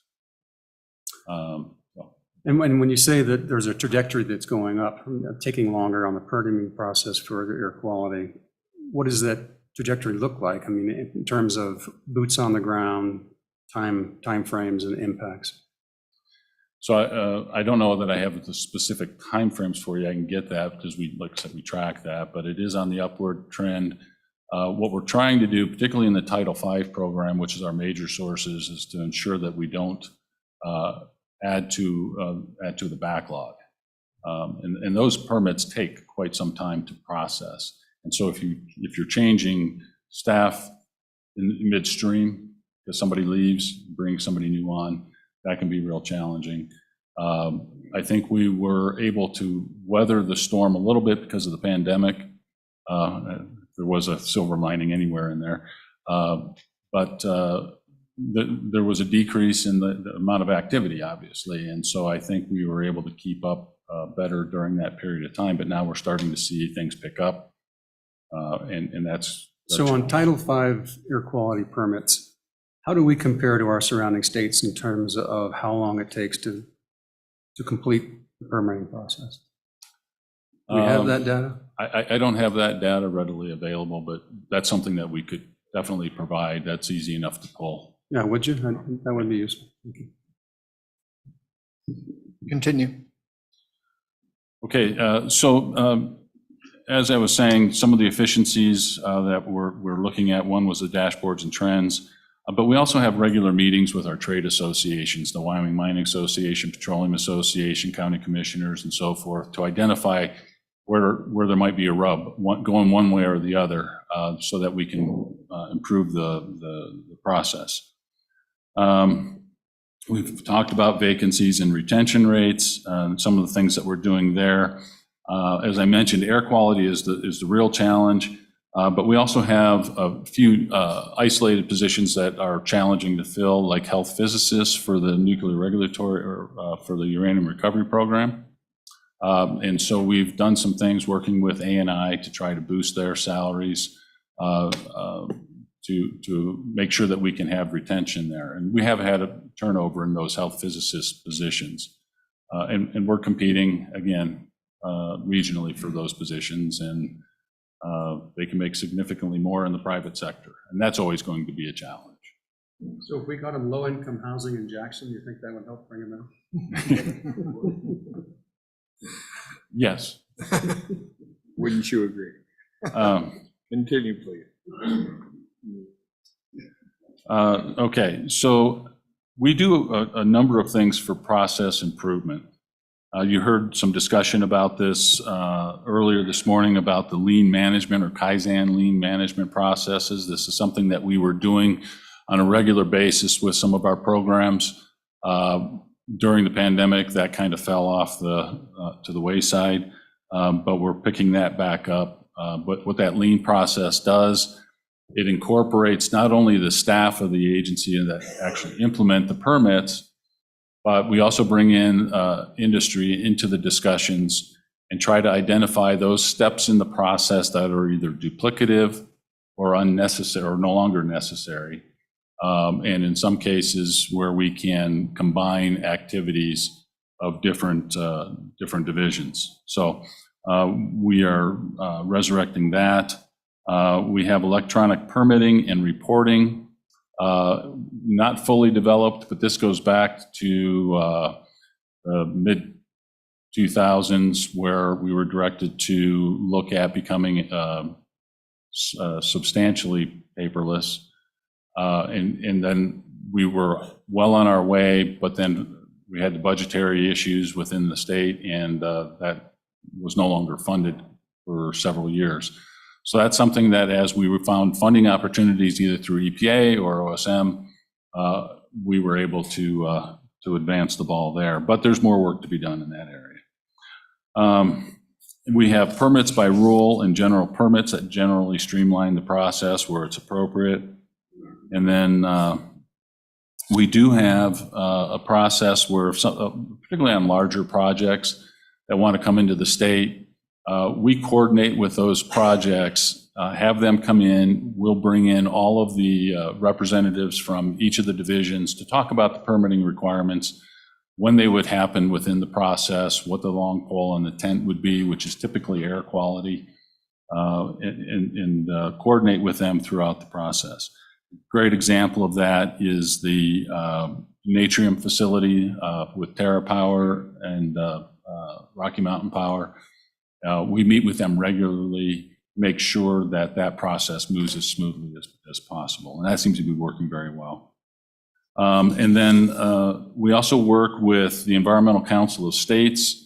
And this may be an avenue where we can gather additional information on what other states are doing. But the Environmental Council of States is all the state directors of the 50 states. And then there are media associations where we can obtain information. And this is something that the director from Arizona had coined the phrase, what we like to do is rip off and deploy. So if somebody's developed something, let's not repeat it and develop it ourselves. We can modify it to make it Wyoming specific, but if somebody's already developed it, let's use it.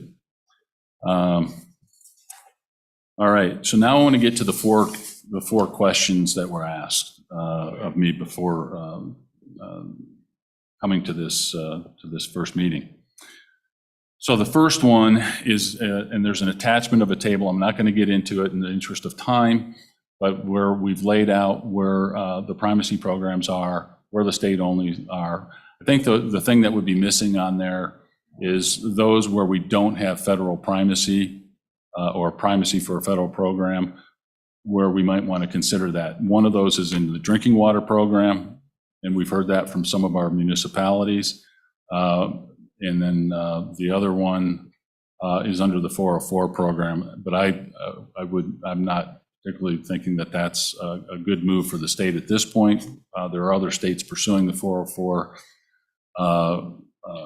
primacy, and I think that just needs to develop and mature a little bit. But anyway, so that's there. If y'all want to review that and then ask questions later, I'm always available to talk about that. The second question was points in the process where a permit or license applicant may get help or held up or slowed down. And I think the two primary areas that we see are, one is incomplete applications and the other is technical deficiencies. Those are probably the largest reasons for delays in permitting. Other things that are factors is obtaining financial assurance or bonding and doing that on the right forms and getting that through the process. Sage grouse reviews not completed for compliance with executive orders.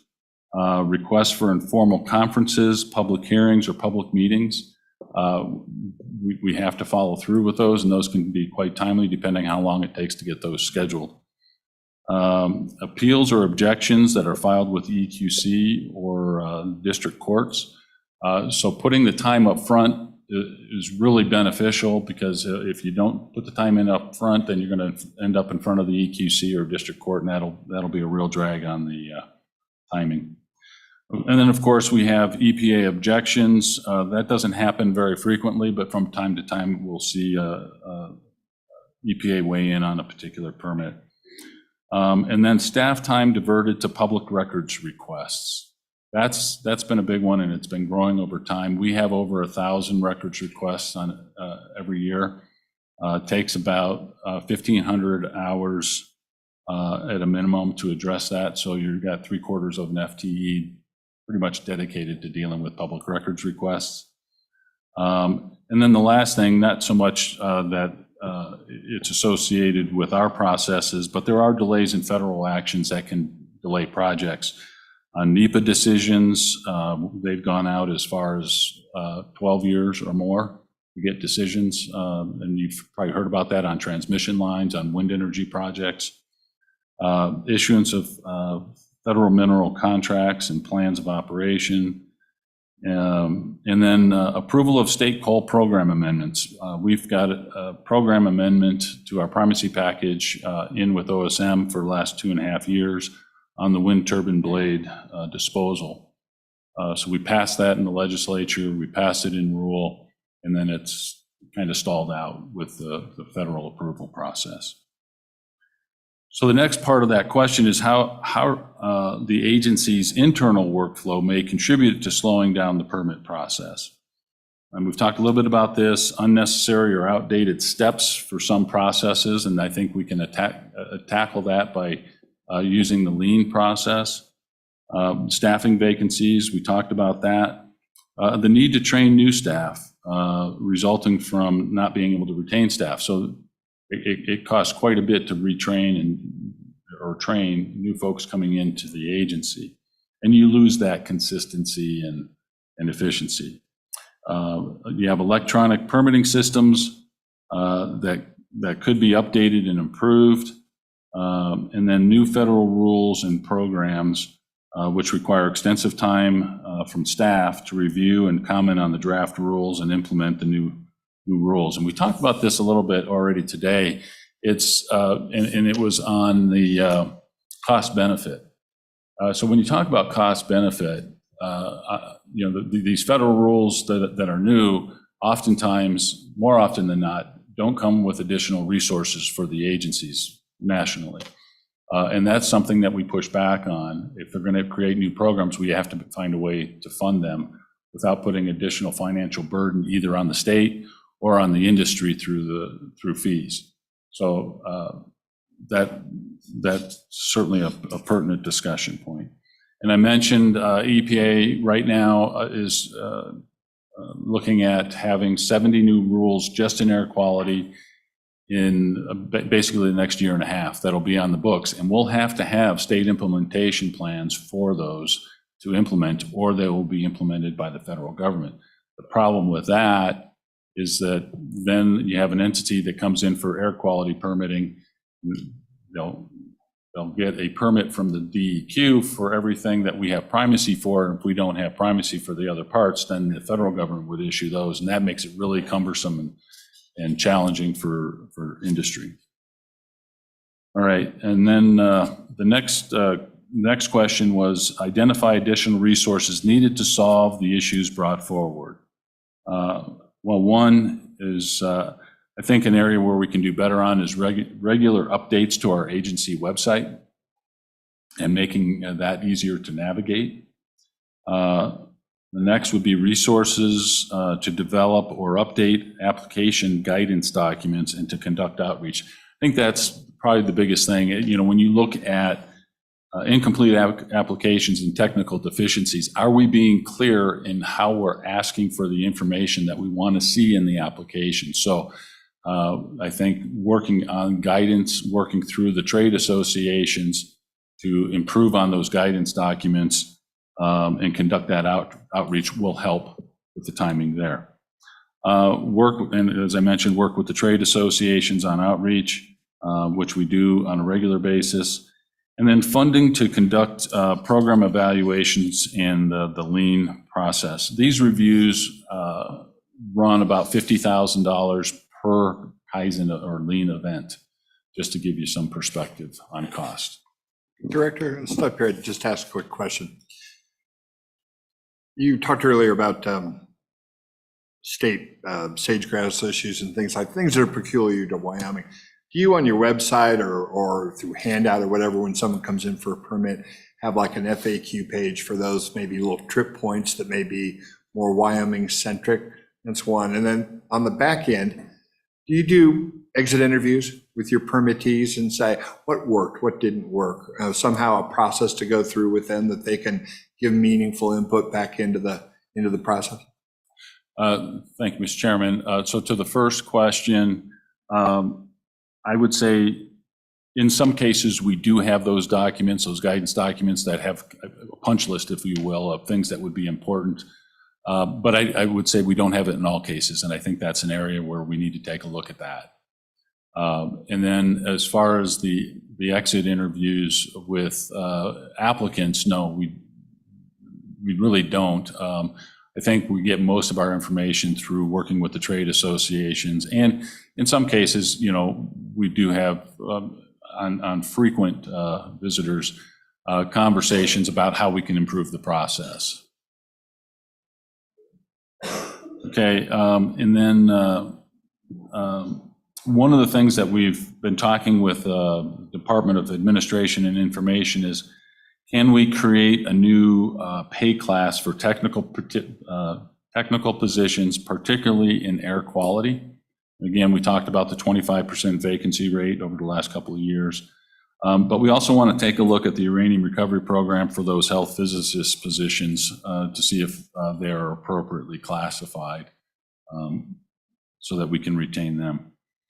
And then I would say funding to enhance the electronic permitting capabilities and digitizing of information, which would then make that more readily available for public records requests where we don't have to manually address those, that the public, if they have a request for information, a lot of that can be already made readily available for public search of the information. And so those are some of the things that we're looking at there.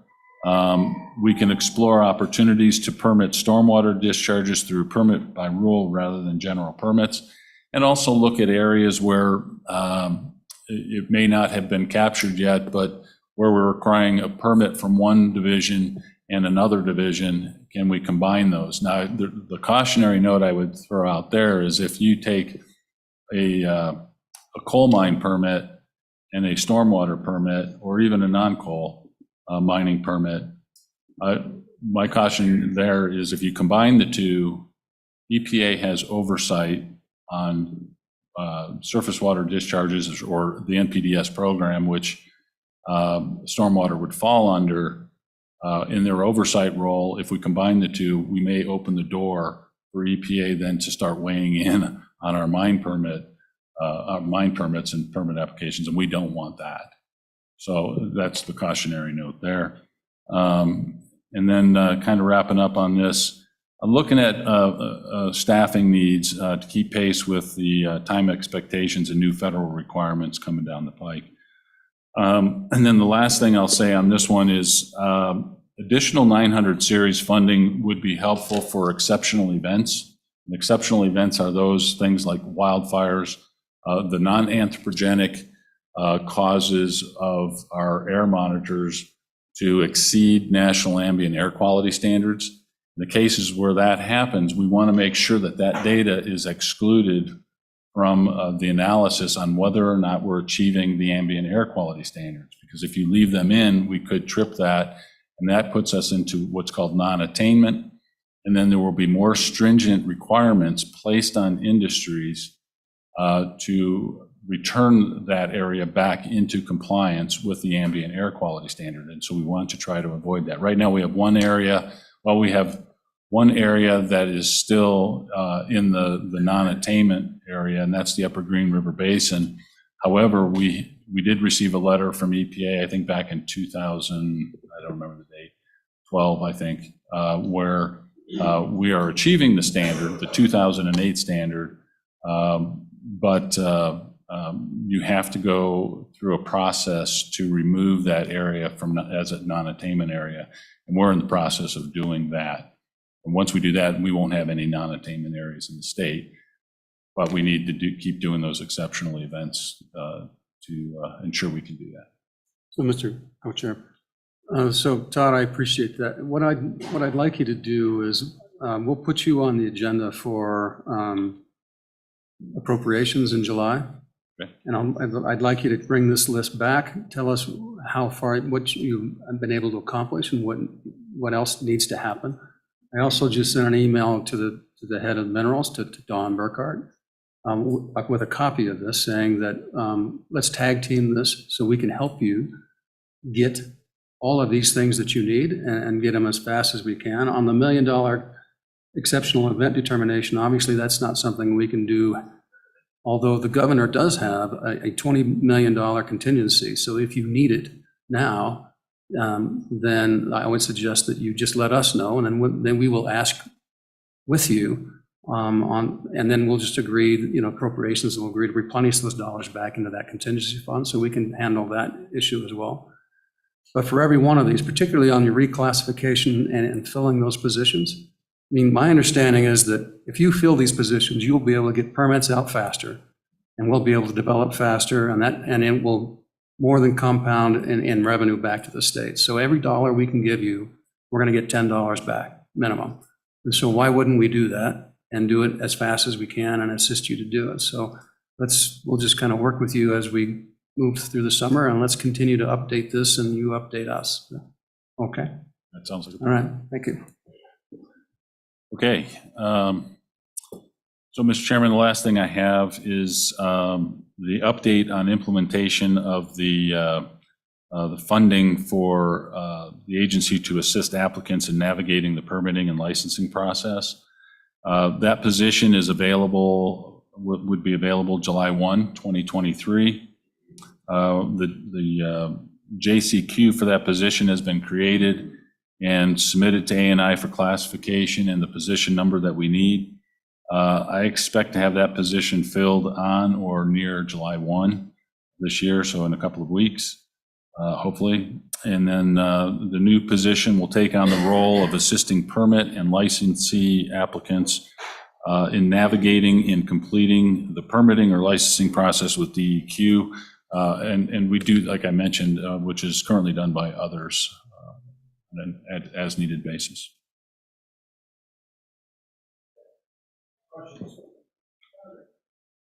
Thank you, Mr. Chairman. Just a quick question. Seems like we've got a lot of overlapping government agencies and state agencies, whether it's DEQ and EPA or Department of Education. It seems like a lot of unnecessary, red tape, so to speak. Do you think it's necessary that we even have an EPA? I mean, is it double? Is everybody doing the same thing effectively? And, you mentioned at one point we have some more stringent, regulations than the U.S. government with the EPA. What would those be in that case? I don't understand why we would have something stronger than the U.S. government. Seems like they they overreach about as far as they can. Thank you, Mr. Chairman.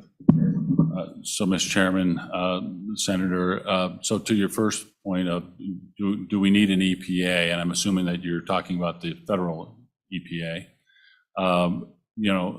What I can tell you is that the US EPA is charged with establishing standards for protection of public health and the environment. And then the states are charged with implementation of those programs to ensure that the standards are met. And yes, to your question, there is some crossover from time to time. And I can give some examples of that, but nationally, 95% of all the programs, EPA programs, are implemented by the states. Not all are. In some instances, we're given the opportunity to become a primacy state, like with the drinking water program. Wyoming is the only state in the country that does not have primacy for the drinking water program. We've had several discussions around that in the past. It's just been the decision of Wyoming not to go that route.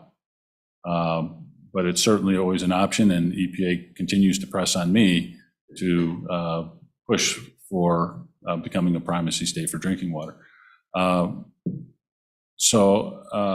As far as coordination goes, there's a lot of coordination that goes on within the state, on the state agency level. So we coordinate very closely with the Department of Agriculture, the State Engineer's Office. We have regular meetings on groundwater or groundwater committees. So all agencies that are engaged with that, particularly the Oil and Gas Commission, the DEQ, and then we start talking about underground injection control and when you go from a Class 2 enhanced oil recovery permit to a Class 6 permit, and how does that work? So we do work very closely with our sister agencies. We work very closely with EPA and try to identify those areas where we just think that they are outside of their lane and try to make sure that they stay within their lane. So I don't know if that answers all your question. Thank you, Mr. Chairman. Director, I had a question. I don't know if you have these pages available, but on your attachment 1, page 8, particularly you've got one of the federal program implemented by the DEQ without primacy. Particularly, I'm talking about the underground storage tank program.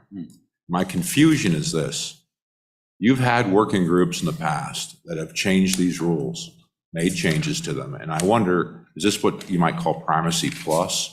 Because I don't understand. If you could explain why we don't have primacy yet we had a working group that had a set of rules that changed what it was, to what it is now. And I'd like to know how that happens. Maybe you could answer that later. Maybe I sprung this on you without much knowledge. Mr. Chairman, Senator, I'd be happy to visit with you later, but I will say just quickly that this is not a primacy program. We thought about trying to obtain primacy. EPA has allowed us to move forward with our program. We do receive some federal funding. We probably get a little more federal funding if we were primacy.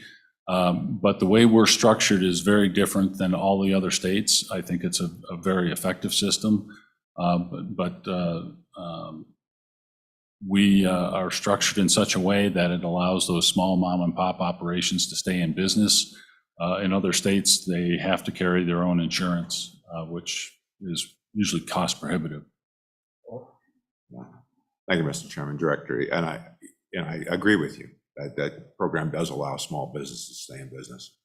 However, I think no matter how we want to, shuffle around who does what within the agency, who makes rules or whatever they have done, your department is cited by the general public as being the person, the group that did it. So on that note, when a working group comes up with some proposed changes, do you have the authority, you director, to override said proposed changes? So, Mr. Chairman, Senator, and this is why I wanted to go over the rulemaking process. I can't promulgate rules. There's a rulemaking process that we go through. We have rules for the storage tank program. If a work group or anybody else wants to push forward changes to those rules, we have to follow that process that I described, and it's the Environmental Quality Council that is the promulgating body. We get to weigh in. I can provide advice to the EQC, but the EQC makes the final decisions on promulgation. Thank you, Mr. Chairman. Director Parfit, two questions. My first one being that I've always found you to be an extremely responsive and diligent leader of your agency. My question really becomes to the topic that we've been talking a little bit more on this morning as far as agency culture. As the leader of the agency that's been in place for some time, what steps, if any, are you taking to try to develop that culture? Because one day we might not have a Director Parfit as the director of the agency, and your leadership in that role has been instrumental over the years. And are there any steps that are currently in place as far as trying to create that culture of customer service to the applicants in the way that I know is a priority for you? So that's my first question. Mr. Chairman and Ms. Delancey, thank you for the question. And yes, we have regular meetings, administrator meetings. So every month I have a meeting with the leadership team. We talk about those types of issues. But one of the things that we do have is an employee recognition program.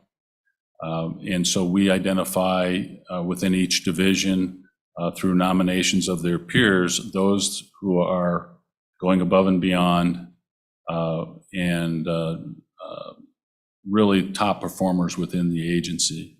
And then out of that group, with the 7 nominees, then we will identify one that is the employee of the year, and then we'll have a all-staff meeting to do the recognition of those individuals and also the service awards. So those that on every 5-year increment, we will recognize them at the same time.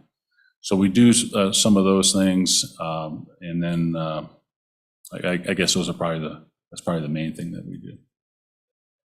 Thank you, Mr. Chairman. Quick follow-up on that. In your remarks, you mentioned that you coordinate closely with your sister agencies, Director Parfit. Do you think that maybe, this, I think, again, happens because you are a very good leader, Director Miyamoto is a very good, this is kind of operating more on handshake. Is there something, do you feel that it would be more beneficial if there was more of a structured process, referring back to the comments from Chief Perkins about the concept of a one-stop shop? Do you think that would be helpful as far as developing more of a structured process? So regardless of who we have sitting in those agency director seats, that there's an implication and an expectation of that level of coordination to benefit the applicants?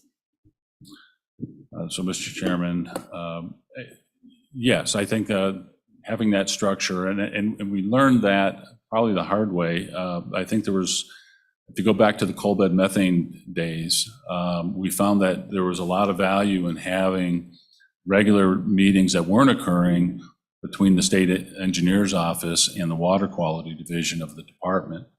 And once we started doing that, a lot of the issues that we were battling were a little easier to resolve and deal with, and then we expand that to the BLM. And an example would be when we were talking about all the reservoirs that were constructed during the coal bed methane days. Some of those were under the jurisdiction of the BLM, some of them were under the jurisdiction of the state engineer's office, and some were under the jurisdiction of the DEQ, which made it very complicated for industry, let alone the agencies themselves, as to who was regulating what.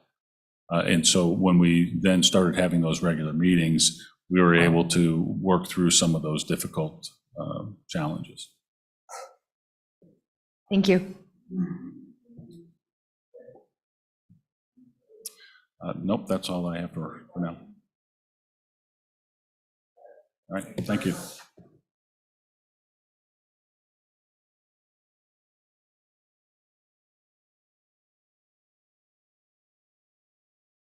I keep on time, and I hate to leave the Oil and Gas Commission on the cutting room floor, so And one more thing is regard to PowerPoints, this is for today and as we go forward.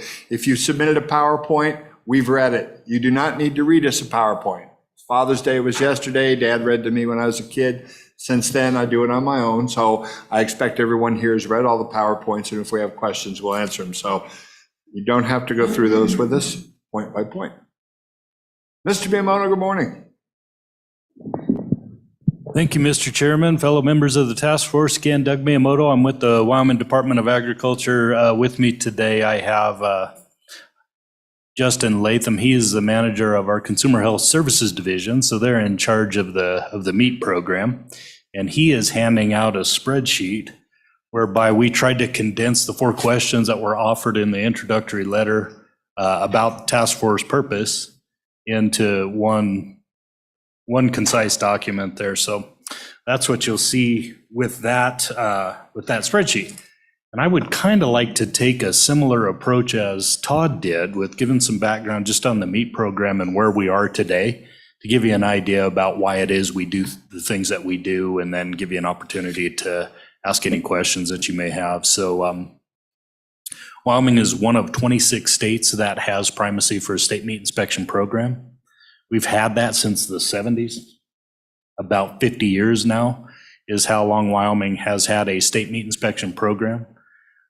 Not all states do, but the reason that the state of Wyoming pursued a state meat inspection program originally was that our plants are always considered very small on the USDA scale of size of operations that occur. And because those plants are very small, USDA had never traditionally obligated a lot of resource to inspecting plants in Wyoming. So the only opportunity that we really had for people to pursue meat processing businesses was to either offer our own inspection program, or they would not be able to legally operate because they couldn't get federal inspection. And so that's why that program was initially developed. And for many years, the only inspection that occurred in the state of Wyoming was under the banner of the Wyoming Department of Agriculture. We have a stamp, and still do. We always have had a stamp that said State of Wyoming inspected. And that was the stamp that would go on any carcass that was processed in the state of Wyoming. USDA has a similar stamp. And if they send their inspectors out, they will stamp that carcass and it'll say USDA inspected. The major difference between those two programs, anything that's got a state of Wyoming inspected stamp on that carcass, that can only be sold within the boundaries of the state of Wyoming. It can't be sold across state lines. If it has that USDA carcass stamp on it, it can be sold anywhere in the United States, would also be eligible for international trade at that point. So that's the difference between the two programs. Quite frankly, in looking at the history, I look at it as Wyoming was kind of forced into the state meat inspection program for lack of option. And if anybody wanted to participate in the state meat program, they were going to have to undergo state inspection. Otherwise, they couldn't get federal inspection. Times have changed now. And so I'm happy to report during the pandemic, Governor Gordon made available to the Department of Agriculture some CARES Act dollars that allowed us to undertake a meat expansion grant program. It was a voluntary program that was designed to go out to customers of ours that are participating in meat processing and help them enlarge their operations, expand their operations, be able to process more pounds. So we did that with some money that the governor liquidated for us under the CARES Act, and we ran 2 different rounds of grant programs, voluntary grant programs. They were done on a reimbursable basis, and they were also done on a cost share basis. That helped us kind of keep the money straight and make sure it was flowing in the right direction. But by our estimates, we were able to increase the total amount of processing done in the state of Wyoming pre-pandemic to today by about 40%. When I started at the Wyoming Department of Agriculture, there were no federal meat processing facilities operating in the borders of the state of Wyoming. It wasn't happening at the time. We've tried to change that. Having that state or that federal mark of inspection on the carcass gives our customers an advantage for market. And so today there are 12 federal meat processing plants that are operating in the state of Wyoming. So we think, it's heading in the right direction. And we've seen a large increase in individual ranchers that want to have value-added beef in their prospectus or what they're offering. Freezer beef, so to speak. That's where these federal plans can really help us, because that opens up the availability of online sales for those producers that would like to sell beef on a nationwide scale. The only way they can do that is if they have federal inspection. So that's kind of the history of our program. Now, there were a lot of states that did meat expansion grant type programs during the pandemic, and my fear remains that we ultimately get in a competitive situation for federal inspectors, and we may find ourselves in a position again where our plants aren't big enough to garner USDA being willing to commit a body and send them out to the state of Wyoming to basically watch the process for, let's say, 12 head a week. A smaller plant that does that type of operation, USDA might be hesitant to commit a full-time employee to come out and watch that process happen. So the state inspection program, in my mind, still has value because it may be needed. If we run into trouble with lack of inspectors, it would be nice for us to be able to offer that as backup. They can keep things open and keep commerce running so that we aren't contingent upon USDA in order for us to compete in commerce. So that's kind of the status of the program today. On your spreadsheet, you'll see that we tried to answer the 4 questions that were in the letter. And first trying to look at our statutes compared to federal regulations. Obviously, we get our delegated authority from the USDA, Food Safety Inspection Service, and we have a category that is referred to as you have to be either same as, which means you follow the exact same procedures that USDA does, or you have to be at least equal to, which means you have to provide the same level of safety and quality of product, and they verify that. So the way they keep tabs on that, Mr. Chairman, is they will,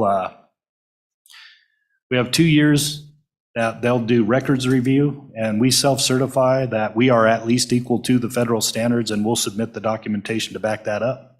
Then every 3rd year, they send out an audit team, and they do an in-field audit of our procedures, and they take a look at the documentation at the same time.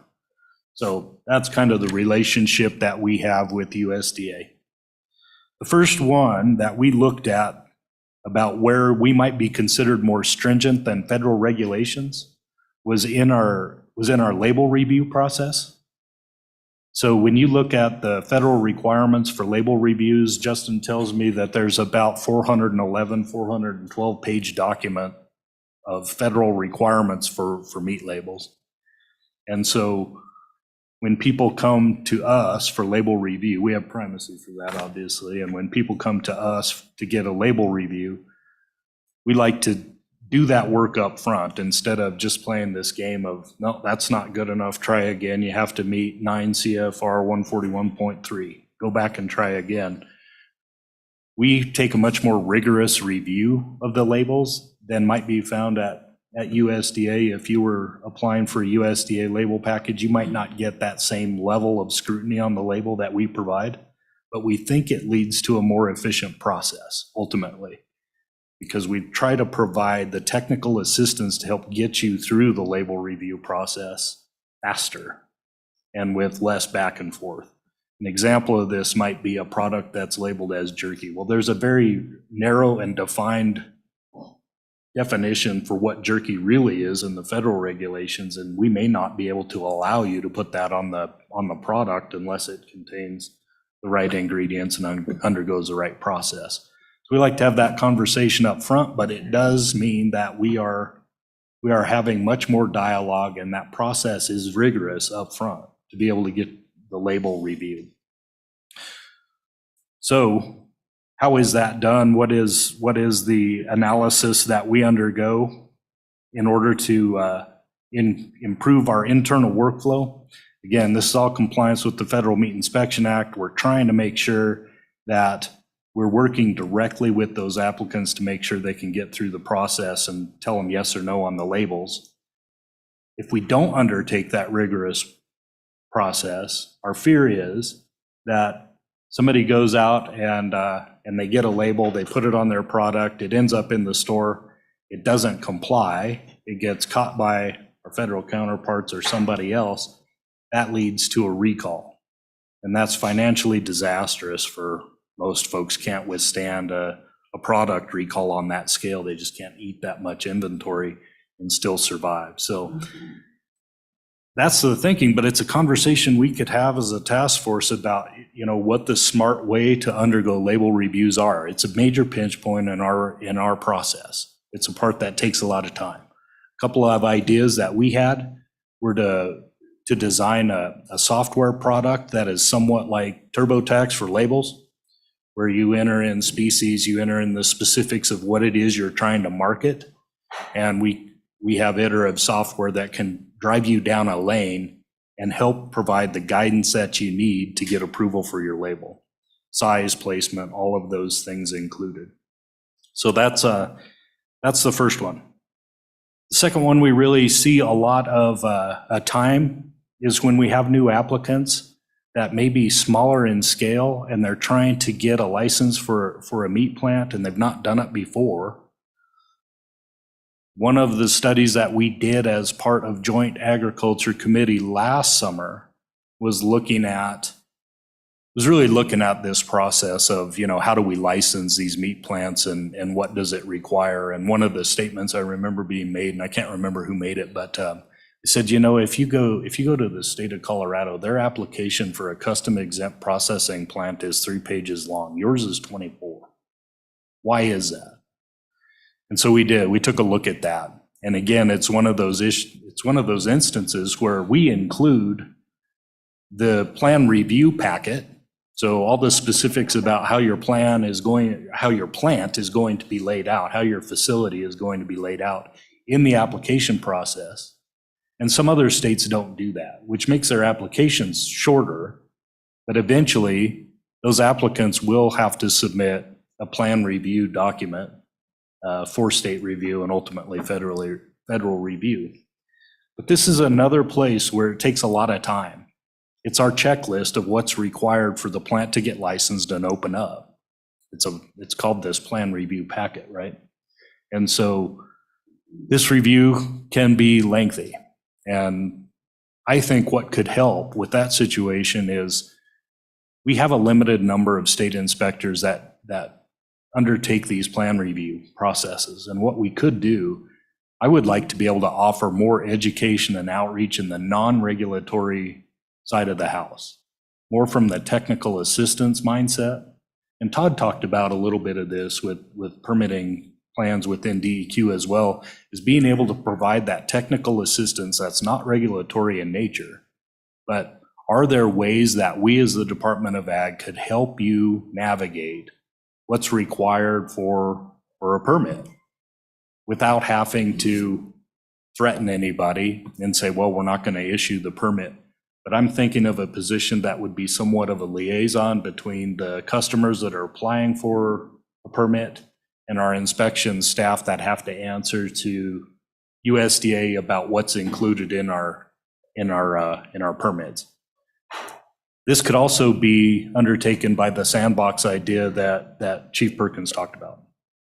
This doesn't have to be somebody that's on the payroll of the Wyoming Department of Agriculture necessarily, but we would like to have some additional education and outreach available to the public that can give them accurate information about what's required to obtain a permit, and then can come back to us as a department and negotiate some things out. One of the issues that we run into frequently is rail height for a processing plant.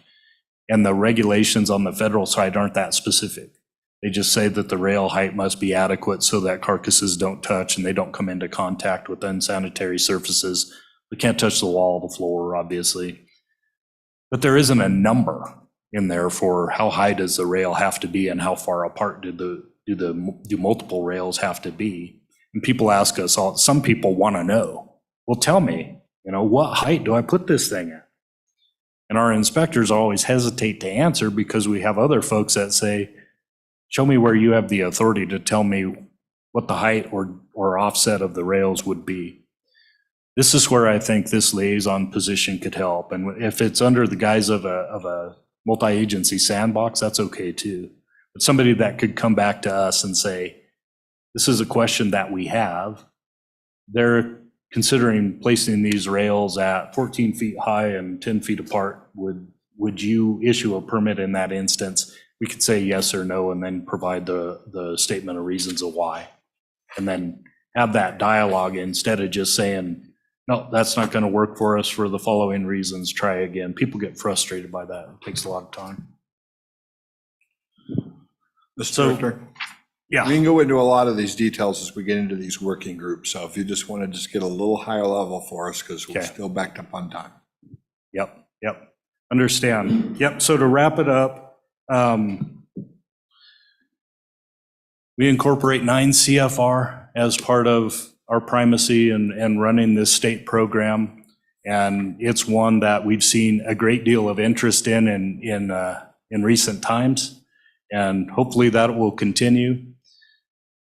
We hope that we're not being overly restrictive compared to federal regulations. 2 years ago, we had statute passed that said that the Wyoming Department of Agriculture cannot institute regulations that are more restrictive than our federal counterparts. And we took that seriously and went back and looked at our procedures to try to make sure that we're not doing that. We are working on instilling agency culture, just like Director Parfit mentioned as well, in trying to figure out, what is the right balance of making sure that we have consumer protections built in, we can maintain our primacy, but also allow business to take place. The one thing that I would say in summary, Mr. Chairman, is that when it comes to these food safety type issues, particularly with meat, what we're balancing all the time is a very high penalty for failure. If we get this wrong and somebody gets sick, we have to have a lot of rationale behind our decision making, and we would like to make sure that we think there's a way to do all of that. But it is one thing that weighs heavily on my mind in trying to make the business atmosphere a little more inviting for folks. At the same time, I would like to be able to accommodate them, but I always have in the back of my mind as well that if we don't do this correctly and somebody gets significantly ill or worse as a result of one of our decisions, we're going to have to answer for that. I'd take any questions that you have. Questions? Thank you, Director. Appreciate it. Next up. The State Fire Marshal. There he is, right there. The floor is yours, sir. Chairman, thank you very much. In the effort of time and trying to keep everybody moving forward, I'll cover, as we talk about our regulatory notes and the duties assigned to the fire marshal.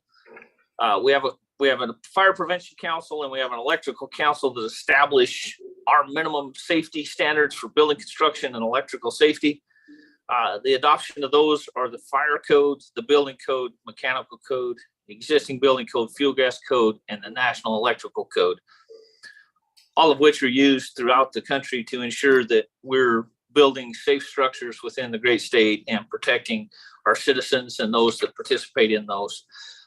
Additionally, there are opportunities that are presented in there that limit the areas that we look at. So public gathering, bars and grills, lounges, those opportunities, making sure that our electricians are properly licensed and properly trained, falls into that as well. With that, I think it's probably best I take questions and then we can keep moving forward and figure out where the group wants to talk further. Terrific, thank you. Questions? Questions right now? Senator Cole. Yeah, thank you, Mr. Chairman.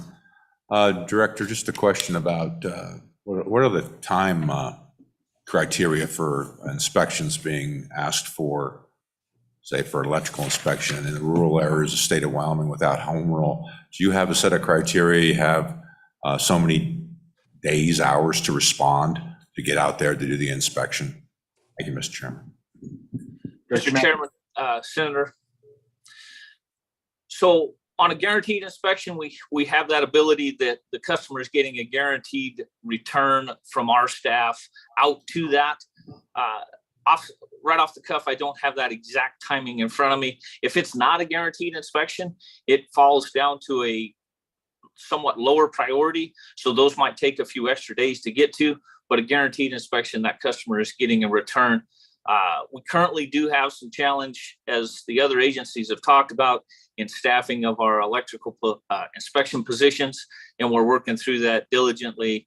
But as we've talked about in others, that compensation package is going to help with that. But that is one of the challenges we have currently. Follow-up, Senator? Mr. Chairman, Director, what is the definition of a non-guaranteed inspection? So the customer, Mr. Chairman, Senator, what that is a guaranteed inspection. The customer makes the choice to pay for that additional fee to ensure that the agency will make it to that exact job. Some of our inspections and some of our clientele choose to not do that guaranteed inspection, meaning that they're not guaranteed to get that follow-up and that final inspection. Further questions? Director Matthews. Okay, thank you very much. Next up, we have the Wyoming Business Council. Mr. Dura, how are you? Come on up.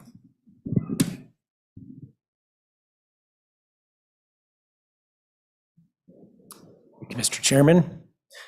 Members of the task force, thanks for having me today. My name is Josh Durrell. I'm the CEO of the Wyoming Business Council. I guess it probably makes sense to do a little bit of a step back and talk a little bit about what the Wyoming Business Council is.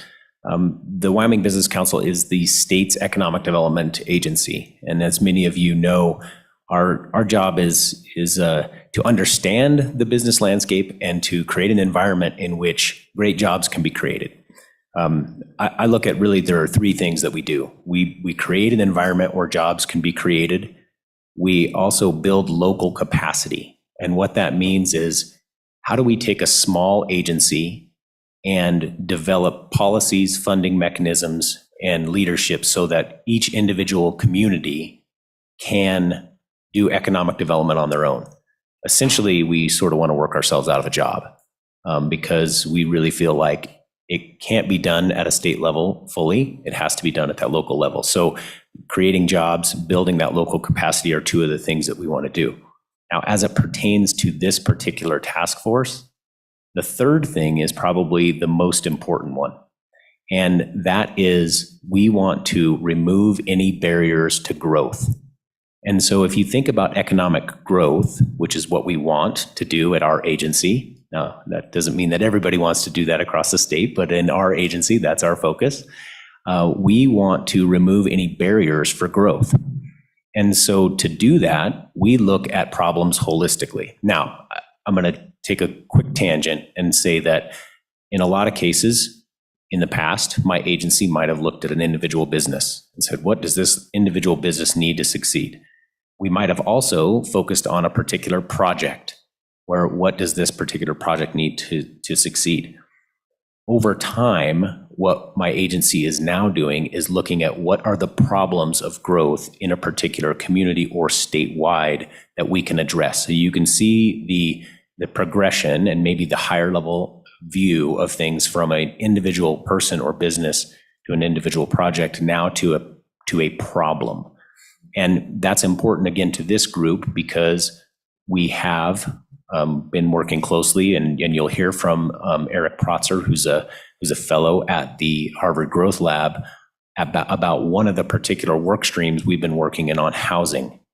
Now, we didn't look at it from a particular, well, here is a solution to housing. We've stepped back and said, what is the particular problem or problems of housing, and what levers could we pull? I think it's important to note that we're not a regulatory agency. We're not one that looks at regulations as a course of business every day, but we do when they relate to a growth problem. when they are stopping growth in a particular area, which might be stopping economic growth. And you're going to hear about more of that today. I will, though, dive deep into a particular topic that I think everyone thinks we do more than anything else, which is recruiting companies from out of state. And that is, by and large, that's an overstatement of what we do. We do have 2 individuals who do recruiting, and in many cases, those individuals work closely with companies who are already in the state. But recruiting is something that I think can give us a little bit of a window into some of the questions that you're wrestling with when it comes to economic growth and the regulations that might play a part in that or might stop that.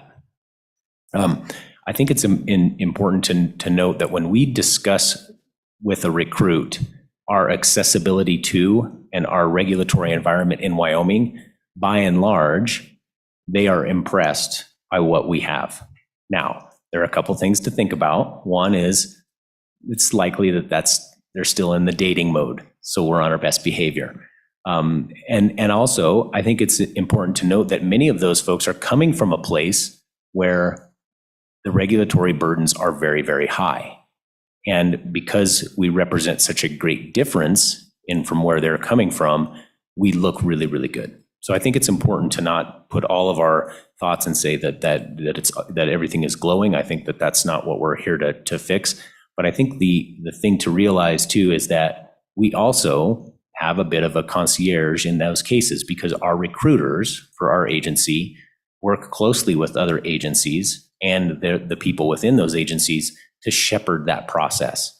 So there can be some evidence to state that having a little bit of information about those agencies, having the ability to shepherd and talk to the right people and work people through the process can be helpful. So I think that there's a data point there.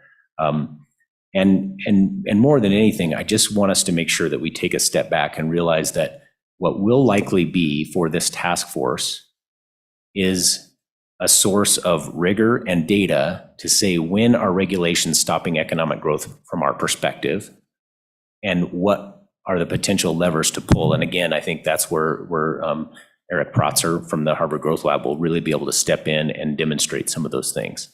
And with that, I'll do our best to get back on track and ask for any questions. Thank you, sir. Questions? Representative Davis. Thank you, Mr. Chairman. Historically, Wyoming is a boom and bust state. How do you address that in your economic growth portfolio there? I mean, a little concerned.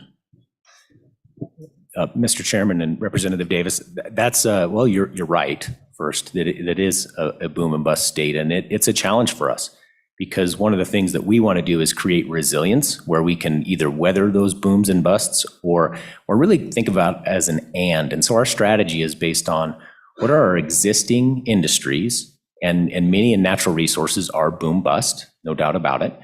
And then how do we leverage those industries to create that economic stability, and by looking at other industries and growing them? Because we know that if we don't have a larger business community and we don't have the sort of the base, we will not be able to weather those ups and downs. And so recruiting is part of that, business retention and expansion is part of that. And again, those are the areas for this particular task force where, as we dive into what do they need to grow and succeed, we'll understand whether regulation is a stumbling point or not.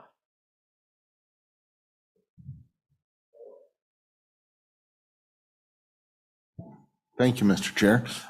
Particularly, labor seems to be the most sought after.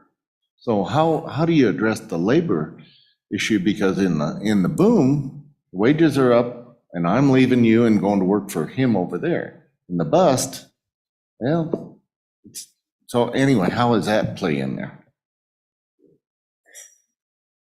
Yeah, Mr. Chairman and Representative Davis, thanks for the follow-up. You're absolutely right. That's actually a work stream that we're exploring right now. But ultimately, we've got to start stacking capabilities and population in certain areas so that it's not as big of a problem.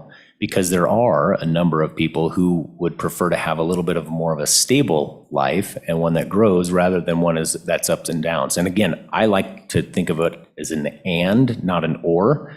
So I don't think of the boom bust as a bad thing. It's part of our economy that we are going to have. And I hope that we continue to have that part of our economy. If you look long term, there are some saying that we may not have it. And frankly, I'd still like to have all of that.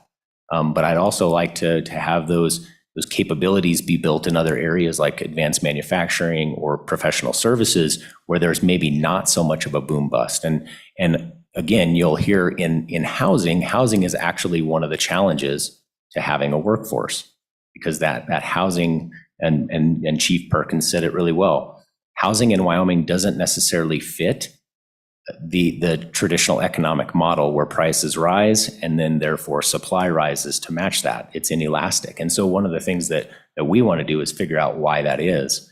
And again, we'll go through a number of different elements to fix that. But you're right, labor is a challenge for us. And there's not always one particular thing. So we're looking at it more holistically.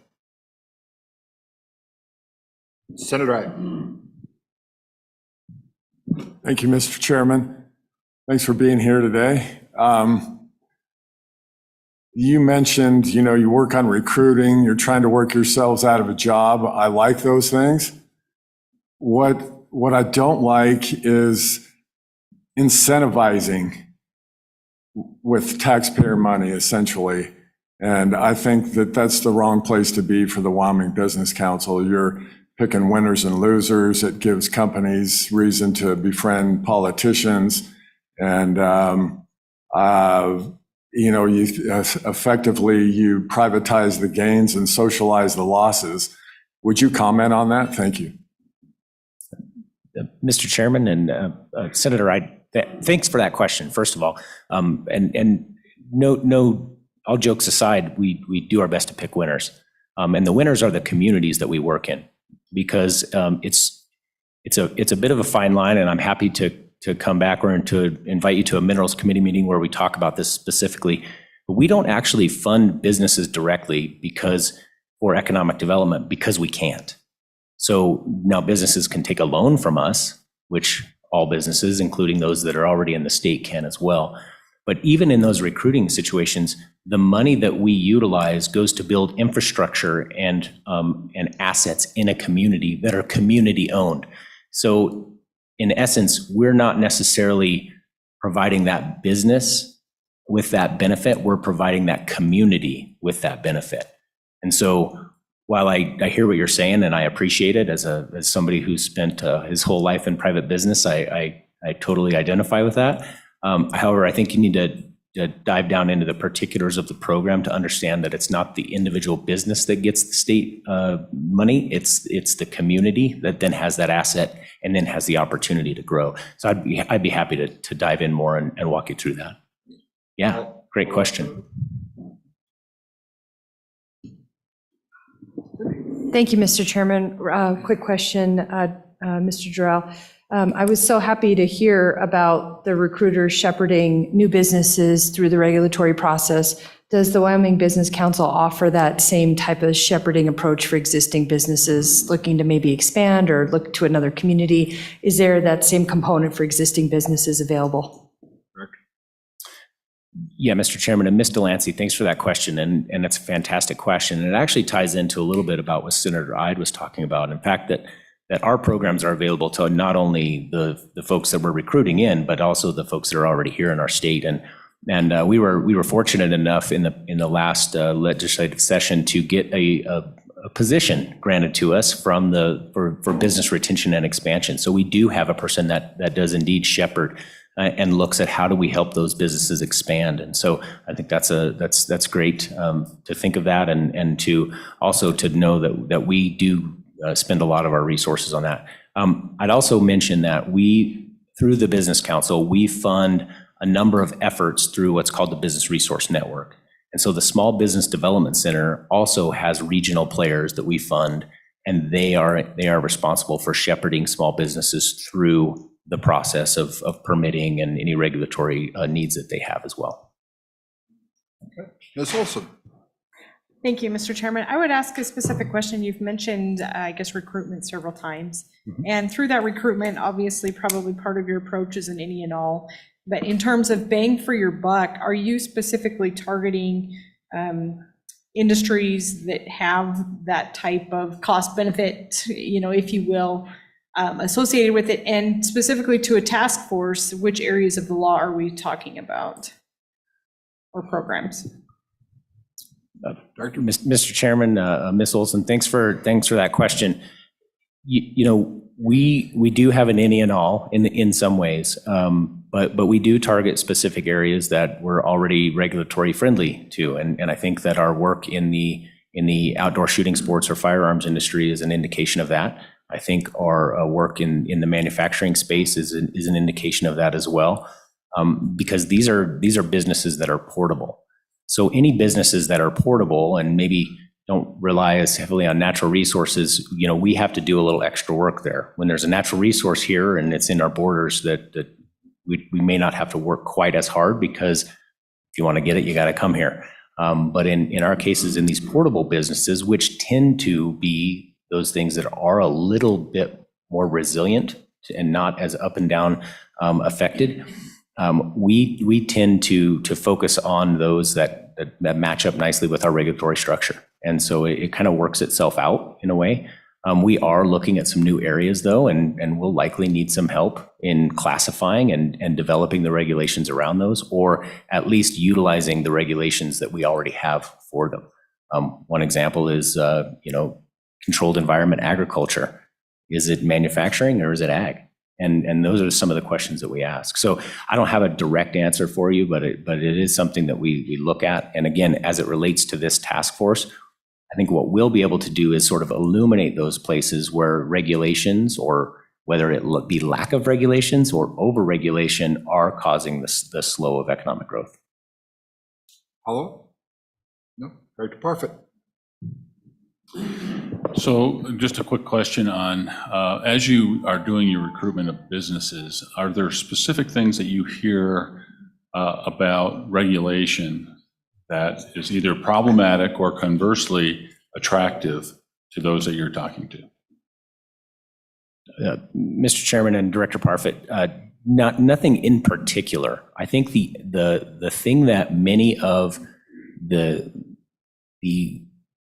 businesses from out of state that come to us, they don't have the access to their agencies or their leadership, whether it be through the legislature, the executive branch, that we do in Wyoming. Our small population is a really big advantage because we all sort of know each other, we know where to go. And in many cases, if we're recruiting from Arizona or California, or some of these places where there are a lot of people and there's a lot of layers of bureaucracy, they feel that they can't get to who they need to get to. Whereas here, we're able to connect people. Now, they may not always like the answer that they get. They may have to do a little bit of work, and those types of things. It's not a free-for-all, but the accessibility is probably one of the main selling points for us. And quite frankly, in many cases, our regulatory structure is simpler than other states. So those are two things that I would say are benefits.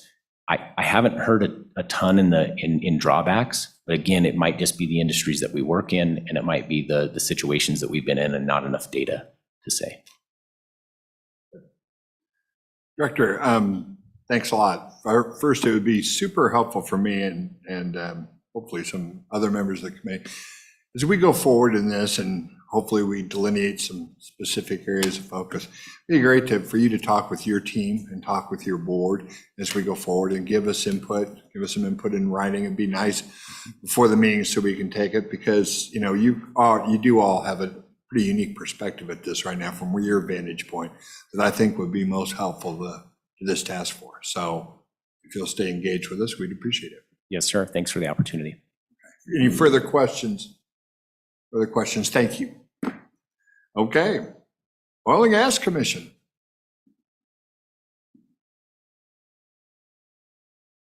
See, I didn't leave you.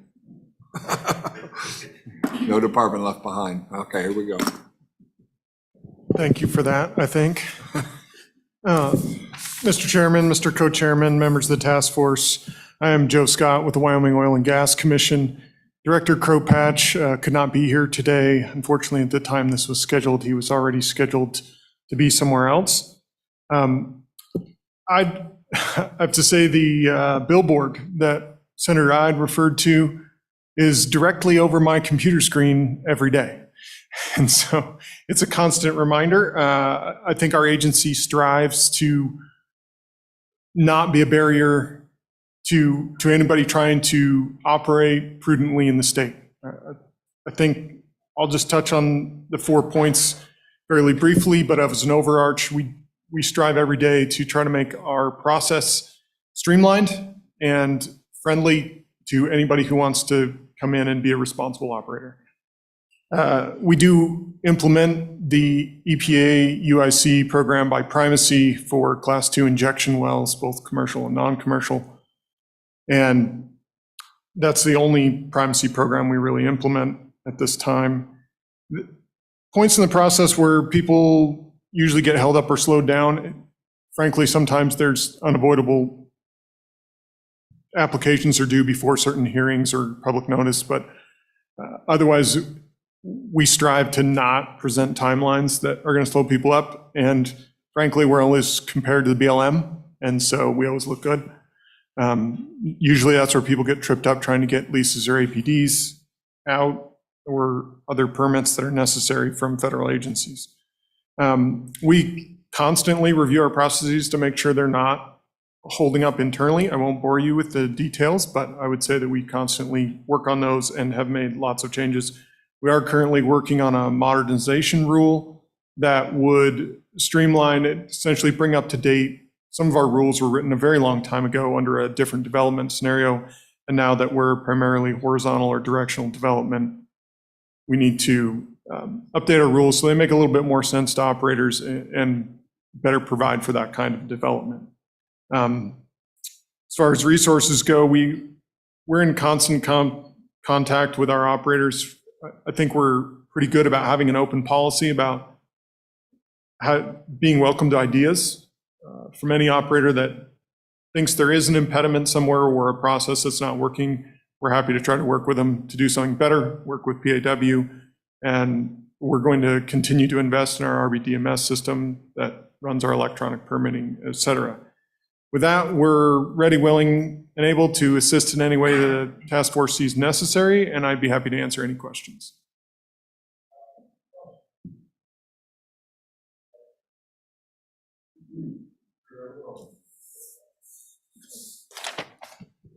Mr. Chairman, Yeah, oh, I'm sorry. just a comment. Thanks for keeping that sign on your screen.